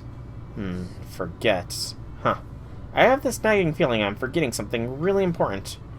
Oh crap, it's already 6, so I need to hurry or I won't make it. Well, if I can't remember whatever it is, it's probably not important. Maybe the fact that, Taiga's probably going to be coming by? I slowly open the door. The room is just as I left it. There's no sign of Saber waking up in the middle of the night and searching my room. It doesn't seem like she's noticed that I snuck out. Well, that's a letdown. I thought Saber would have noticed. Unless she was just in that deep of a sleep because she requires a lot of rest. Alright, maybe that's what she meant when she said she needs to sleep often. And she's sleeping as close to me as possible, she can rush right over if something does happen. Whatever the case, it shouldn't make much of a difference as long as I'm in the compound. The mountain field would detect any enemy intruders. I should be able to defend myself for at least a moment, which should give Saber enough time to get to me. Yeah, and the shed had plenty of places for me to hide. Anyway, I don't think I'll get scolded for what I did last night. I thought I would explain myself to Saber, but that doesn't seem to be necessary right now. Besides, I'd hate to wake her up if she's still sleeping. Saber, I'm gonna go prepare breakfast. I'll make some for you too, but you don't need to get up if you're still sleepy. I'll come back, so keep resting if you need to. After speaking softly to her, I head out of my room as quietly as I can. She's already awake, isn't she? There's nobody in the living room. I open the refrigerator and plan out what I can make for breakfast. And then... Morning. You sure get up early. Uh-oh. Rin's awake and looking like a zombie. Tosaka walks in looking obviously cranky. Tosaka, what's going on? Did something happen? Nothing. I'm always like this in the morning. Don't worry about it. She looks like she's half dead. Tosaka staggers through the living room like a drunken ghost. Hey, are you okay? Your eyes don't look right. I said don't worry about it. I'll wake up once I wash my face. How do I get to the bathroom again? Take that hallway. If you're just going to wash your face, there's a washroom in the hallway near the entrance. Oh, right. I don't know how much she heard, but Tosaka just waves a hand and walks away. And then, the doorbell rings announcing a guest's arrival. Someone's here. I hear Tosaka's voice from the hallway. Oh, don't worry about it. The only people who ever come at this hour are family. It's got to be Sakura. She has a spare key, so I don't need to go to the door. Honestly, I keep telling Sakura she doesn't need to ring the bell. Sakura's like family, so she can just come in without bothering the doorbell. But she's always polite enough to ring the doorbell to let me know she's here. I think that's one of the good things about Sakura, but one of these days she's going to wear herself out from the politeness. Hold on. Sakura's here. Crap. I run through the hallway. Being angry at my own stupidity is going to have to wait. Right now I need to rush to the entrance and send Sakura home before she runs into Tosaka. Too late. But it's too late. At the entrance, Tosaka is greeting to the guest, even though I didn't ask her to, and Sakura looks surprised. Sakura stands at the entrance and Tosaka's in the hallway. The two of them are staring at each other, the air growing tense. Good morning, Miss Matao. Are you surprised to see me here? Tosaka looms in the doorway, appearing to look down at Sakura. Miss Tosaka. Sakura is utterly bewildered. She looks up at Tosaka, fear in her eyes. This is bad. I can't manage to get a word out. The two of them ignore me as they continue to stare at each other. There's no room for me to butt in here. The only thing I can do right now is to try and think of how to explain the situation to Sakura, but before I can come up with a good excuse. What is the meaning of this? Sakura looks over at me, almost begging for help. Yeah, it's kind of a long story. It's not that complicated. I just started living here. Oh, Rin. Tosaka's response is extraordinarily blunt. She just cuts me off and gets right to the point. Is this true? The short answer is yes, things happen, and now Tosaka's going to be staying here for a while. Sorry for not telling you this earlier, and sorry you got blindsided first thing in the morning. Oh, please do not apologize. I was certainly surprised, but do not worry about it. What you said earlier, is that... That's right. This is something Shiro and I agreed on together. The head of the household agreed, so it's pretty much a done deal. Do you understand what that means, Miss Mito? Understand what? You seem to have been taking care of Shiro for a while now, but that won't be necessary now. I'd rather you not come here. For your own good. Sakura looks down and falls silent. After a chilling silence. I do not know. Come again? I said, I do not know what you mean, Miss Tosaka. Wait, Sakura, you... Please excuse me, senpai. I'll be using your kitchen. Sakura bows to me and walks into the house. She heads towards the living room, right past Tosaka, and flatly ignoring her. Oh, Tosaka just stands there, aghast. I'm no different. I've never seen Sakura act like that, and I don't know what to say. Well, that comes as a surprise, but it isn't the only one. How did you know Sakura always comes to my house? I never told you she came by to help out with housework. Oh, well, I just heard rumors. That was just a coincidence. What's more surprising to me is that she's so energetic and happy here. She's completely different here than when she's at school. Tosaka must be really surprised given how annoyed she sounds. Which means Tosaka knows Sakura pretty well at school. Excuse me. Sakura seems to know Tosaka too, and the two of them appear to have a good senior and underclassman relationship, which I was unaware of. But that aside, actually I'm surprised too. I've never seen Sakura so snappy before. Sakura is no different here than when she is at school. I'd say what we just saw was out of the ordinary. Okay. Well, that was bad. I didn't know Sakura was so stubborn. If I'd known, I would have made you explain everything to her, Shiro. Obviously. Compared to Tosaka's merciless explanation, I would have handled that a lot better. But what's done is done, and what do you mean, this is bad? Of course this is bad. The house might turn into a battlefield. I was harsh with Sakura to try and drive her from the house so innocent people like her won't get caught up in this war. Now it's going to be a lot harder to get her out of here. That was you being harsh? I thought you were just bullying her. Hey, is that slander I hear? I was just being honest, but what should we do about Sakura? At this point, she's not going to leave easily. Well, we'll just have to do something. So, does Sakura only come by for breakfast, or do you force her to come for dinner, too? Except trying to make it sound bad. Yes, she comes every morning, but not as often for dinner. I see. So now she's going to want to come every night. Every night? For what? As I tilt my head in confusion, Tosaka sighs in disbelief. Soon after, Tosaka remains in the living room while Sakura begins preparing breakfast in silence. I was a little worried about leaving Tosaka and Sakura alone in the same room, but I'm not stupid enough to forget about Saber. It seems like Sakura is mad at Tosaka being here, so things will just get worse if Saber comes out too. Which is why I decided to explain the situation to Saber. So there you have it. Sakura. Oh, the girl who's here is named Sakura, but she's an ordinary girl, not a mage or anything, so we can't have her getting dragged into the Holy Grail War. If possible, I'd like her to stay away from the house for a while without even knowing why. What the hell, I didn't come here to consult her on how to get Sakura away from here. Anyway, Sakura's acting really strange this morning. Tosaka's the reason, but I don't want to upset her even more.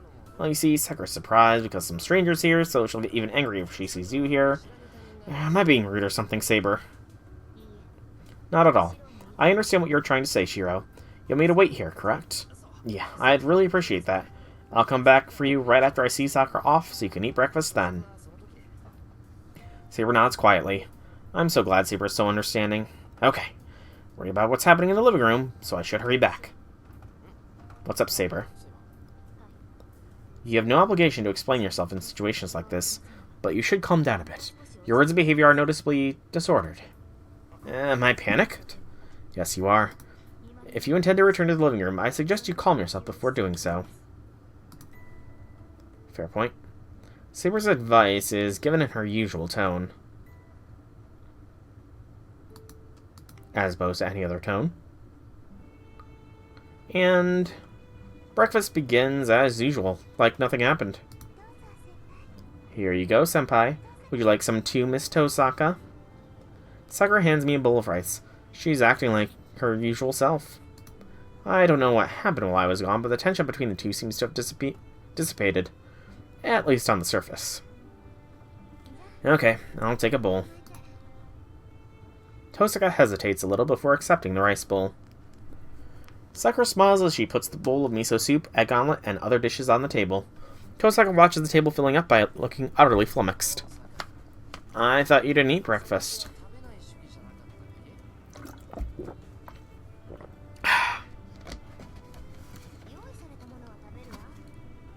If someone makes it for me, I'll eat it. It's only polite, you know.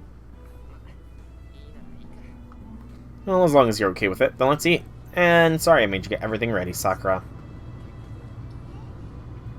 Please, don't worry about it. This is my job. I'll start eating too.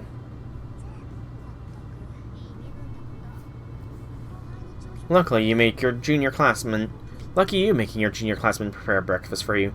Who died and made you a king to deserve that kind of treatment? Well, I'll grill you about that later. For now, let's eat.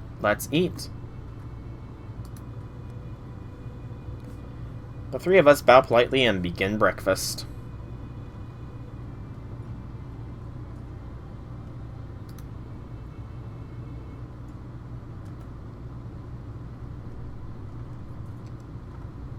Damn, nobody's talking. I guess the mood isn't that tense. Our breakfasts are usually pretty light on conversation.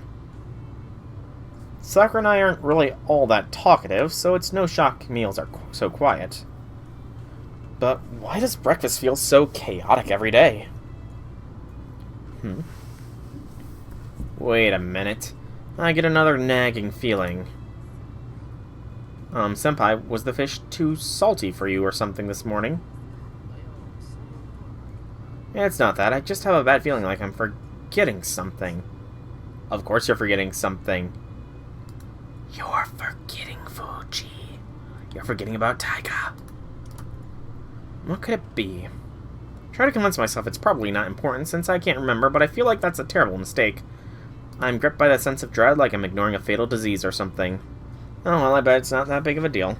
I try to just shove the thoughts from my mind as I go back to eating. Just then. Morning. Oh man, I overslept. Fujini comes bursting in. I forgot. How could I have forgotten this? I guess I tried to just forget my problems rather than deal with them. Shiro, food. Fujini situates herself in her normal spot. Good morning, Fujimura-sensei. The two greet her in unison. Here you go, Miss Fujimura. It's not much, but please dig in. Sakura hands her a rice bowl with her usual smile.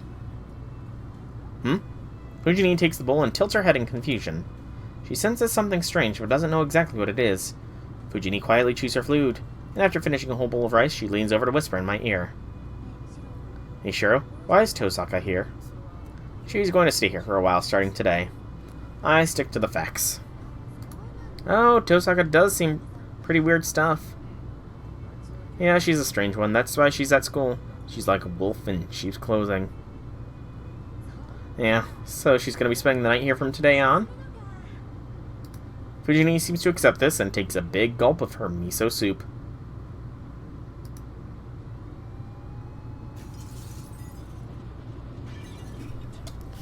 What do you mean, staying with you? Okay, that was pretty funny. That was pretty damn funny. The table suddenly flips violently. Luckily, Sakura's sitting out of the path of flying food, while Tosaka had already moved away, apparently predicting what was about to happen, so I'm the only one who ended up splattered. It's hot. What the hell, Fujini? Didn't you realize that's hot miso soup, piping hot rice, and scorching meatballs in a pot? You'd burn me if you spilled those on me. Hey, why are we having food from Hot Pot for breakfast anyway? Shut your mouth. What are you thinking, Shiro? What, are you hoping to become the protag of a rom-com letting a girl stay over at your house? I can't even laugh at a joke this sick. I wasn't trying to make you laugh. And ow! This really stings. I'm actually getting burnt here. Sakura, get me a towel. Here you go. I've got a cold, wet towel, senpai. Thanks. I just found a chicken meatball on my shirt, and it's freaking hot! Forget the towel. You need to explain yourself, Shiro. This isn't some sick joke, is it? Of course not. You know I don't like to kid around about these things, right? Anyways, Tosaka's staying here. Complain all you want, but it's already been decided, so there's not much point. Objection. I don't know what your intention is, but I can't allow it. Big sister will not allow you to live with a girl under your roof. Fujini roars. Well, that went about how expected. Fujini's my guardian, and she's also a school teacher. I don't think I'm getting out of this situation with 100 whacks from a wooden sword, or even 100 cuts from a real one. But unfortunately, I have to find a way to live with this. Can you just let this go? I'm not doing anything wrong, and Tosaka and I aren't in that kind of relationship. We kind of ended up in this situation by accident, and I'm letting her use one of the rooms for now. Shut up. I will not allow it. I won't allow her to stay. I don't know what's going on with Tosaka, but you sent her home. Stat. Oh, she's not even willing to listen. This is bad. I guess she's not easily convinced as I thought. Uh-oh. Pop up. Miss Fujimura, you say you do not approve of me staying here, but I already stayed over last night. Tosaka's so casual about how she puts it. She's just stirring the pot of flames. She's just stoking the flames. Her words seem to be like cold water dumped over Fuji-san's head. Come again. Like I said, Anya let me stay over last night. Well, actually, I've been here since Saturday evening, so I've technically stayed over 2 nights already. Right now, I'm staying in one of the guest rooms in the outbuilding, and my luggage is already there. What do you think, Miss Fujimura? I'm already staying here at this point. The color drains from Fujini's face. Shiro, how dare you? Did you not even consider how Kiritsugu would have reacted if he was around? What he would have thought. My old man would have definitely been happy about it. Something about a man's worth or whatever. Yeah, I can't even argue that. Kiritsugu is definitely a ladies' man. I get it, so he passed his bad habits down to you, Shiro. You goddamn idiot! Fujini grabs my collar and shakes me. Well, my old man did always try to teach me to protect girls. I'm not as chivalrous as my old man was, but I still agree. Shiro... Kiritsugu was not chivalrous. Even so... What, you want me to help you out? Guys have it pretty tough. Because of my chivalrous upbringing, I do have to keep that in mind. Cold-hearted as she is, Rin is still a girl. I beg of you. I can't get out of this myself. I need your silver tongue here. I nodded Tosaka's direction while Fujini shakes me. Okay, I'll make this quick. Miss Fujimura, the only thing you'll get from shaking Emi is a weak squeak. So please stop. If you keep it up, you might even shake the breakfast out of him. If you think that look on your face is going to scare me, you've got another thing coming, Tosaka. I'm an educator and Shiro's instructor, so I will never approve of you staying over at this house. Fujini takes her hands off me and turns towards Tosaka. It must be her feral instincts kicking in. She must have thought Tosaka would pounce on her if she kept her full attention on me. Why? There are plenty of students in our school who live in boarding houses. Isn't developing nurturing students' independence part of our school's mission? Don't try to lean on fancy words to intimidate me. Besides, using this place like a boarding house isn't going to nurture your independence. This place is practically a dream house, with food always magically being served to you, practically sparkling clean, and the bath always full of warm water. Staying here will just spoil you. Fujini, that hardly seems appropriate coming from a teacher. Besides, students who live far away are the only ones who typically live in the boarding houses. Your house, while it's further than here, is still close enough to commute. Even soccer commutes from outside the neighborhood, so there's no need for you to stay here, boarding house or not. Well, you see, my house is currently undergoing a major renovation. It's an old building, so a lot of places are practically falling apart. I was thinking of staying in a hotel until the renovations were finished, but I ran into Emi and told him my situation. He mentioned it would be a waste of money and offered to let me stay here. That does sound like something Shiro would say. Yes, I was surprised by his offer since I hardly know him, but living in a hotel really would be a waste of money, and that would be especially unstudent-like of me, so I thought it would be more beneficial and educational for me to stay at Emiya's house instead. Fujini groans. Tosaka's answer and mannerisms are textbook. There's no room for Fujini, teacher as she is, to object. I understand now, but there's still one issue. You and Shiro are the opposite sex, and I don't love the idea of the two of you staying under the same roof. What are you concerned about, Miss Fujimura? Well, you know, you're pretty and Shiro's a guy, so I won't want anything inappropriate to happen. That shouldn't be an issue. My room is at the far end of the outbuilding, while Emiya's room is the Japanese-style room near the shed. Our rooms are about 20 meters away, and that distance shouldn't really create any issues. Well, the outbuilding does lock from the inside, and it's like a separate house. You see? Or do you not trust Emiya? You mentioned you're Shiro's instructor. That would mean you know him better than I do. If you say he's the type of character who might do something like that, I may need to reconsider staying here. Don't be silly. Shiro's an upright gentleman. He would never make a girl cry. Then there's nothing to worry about. I believe I can stay here without needing to worry because I trust Emiya too. Fujini starts losing steam. Check animate, Tosaka. There are a few things Fujini could have responded to, but I'm sure Tosaka would have had no trouble talking her way out of them. Anyway, it looks like Tosaka has officially gained citizenship in this house. And then breakfast ends. As expected, Fujini gave up after Tosaka talked her down. In the end, we agreed to keep our living arrangements a secret at school, while Fujini would supervise us at home. With that decided, Fujini got really excited knowing there were going to be more people in the house, and she left for school in a good mood. After breakfast ended, I called out to Saber before I left for school. Saber, calm as always, says, "Follow her instructions at school. And please seek me out if you're in danger. That is how I will know my master is in a dire situation." She returns to her room. Man, not even eating breakfast. It's time to go to school. Then let's get going. I don't know this area very well, so maybe you can show me some shortcuts to school. Rin Tosaka's in her school uniform standing next to me. The image of her as an honor student is fading, but she still makes me nervous when I see her in the uniform. Just going to school with the prettiest girl is nerve-wracking enough, but on top of that... Sakura's here too, isn't she? Yep. I finished locking up the house. Sakura's coming with me too. Sakura typically goes to school with Fujini because she's a member of the Kyoto Club. But this morning, Sakura stayed put in the living room, helped clean up after breakfast, and waited for me to go to school. Did you give Sakura a key to your house, Shiro? I did. Sakura's never done anything bad, and she's been a big help to me all the time. So with all that in mind, I can't give you a spare key, but that won't bother you, right? I don't mind, but what's that supposed to mean? You do bad stuff? You probably don't need a key anyway. I'm not foolish enough to make something so unnecessary. Oh, is that so? Fine, you're right. I won't need something like that anyway. Jeez. Tosaka turns her head, huffing. Maybe I'm just getting used to her, but I'm starting to find these mannerisms of hers fascinating. What's wrong, Sakura? If you're done locking up, let's go. We got Tosaka this morning too, so I want to get to school as early as possible. Yes, you're right. We should go if you insist. Get a drink.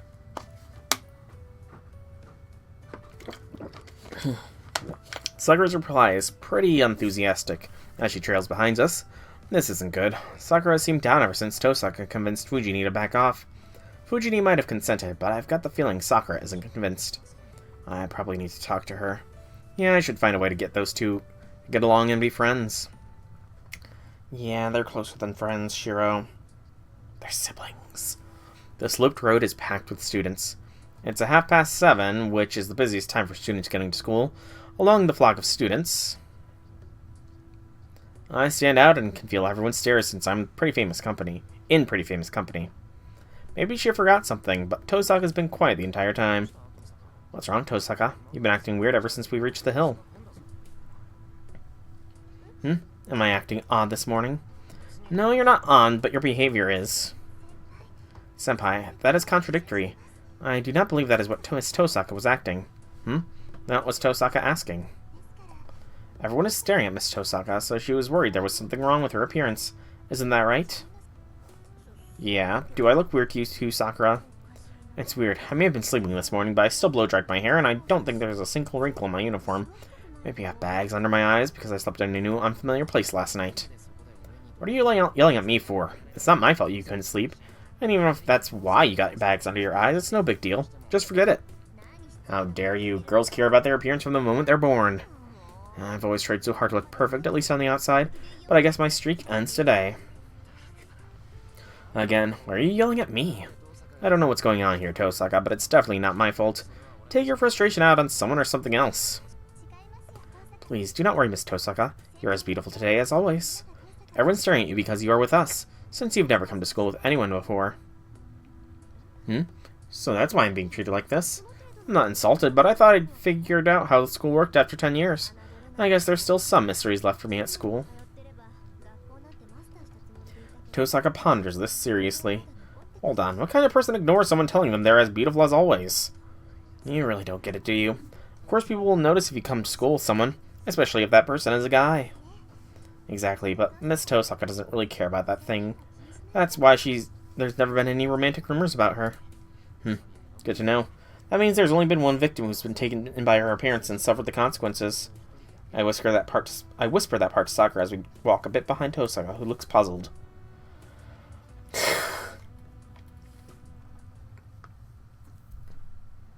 I think I am going to have to be calling this here.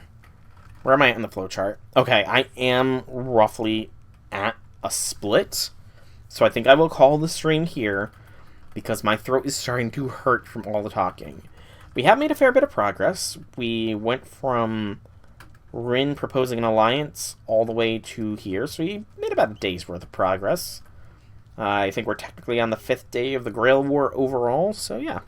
But yeah, we're going to save this here and call today's stream. So, I've been Soulrack Dragon. I hope you've enjoyed today's stream. If you have, leave me some feedback in whichever way you so see fit. If you want to check out more by me, be sure to check out my channel here on Twitch or YouTube. Same name, same games. There's plenty of content for you to enjoy. Once again, thank you all so much for coming out. Hope you enjoyed. Have a fantastic evening, everybody.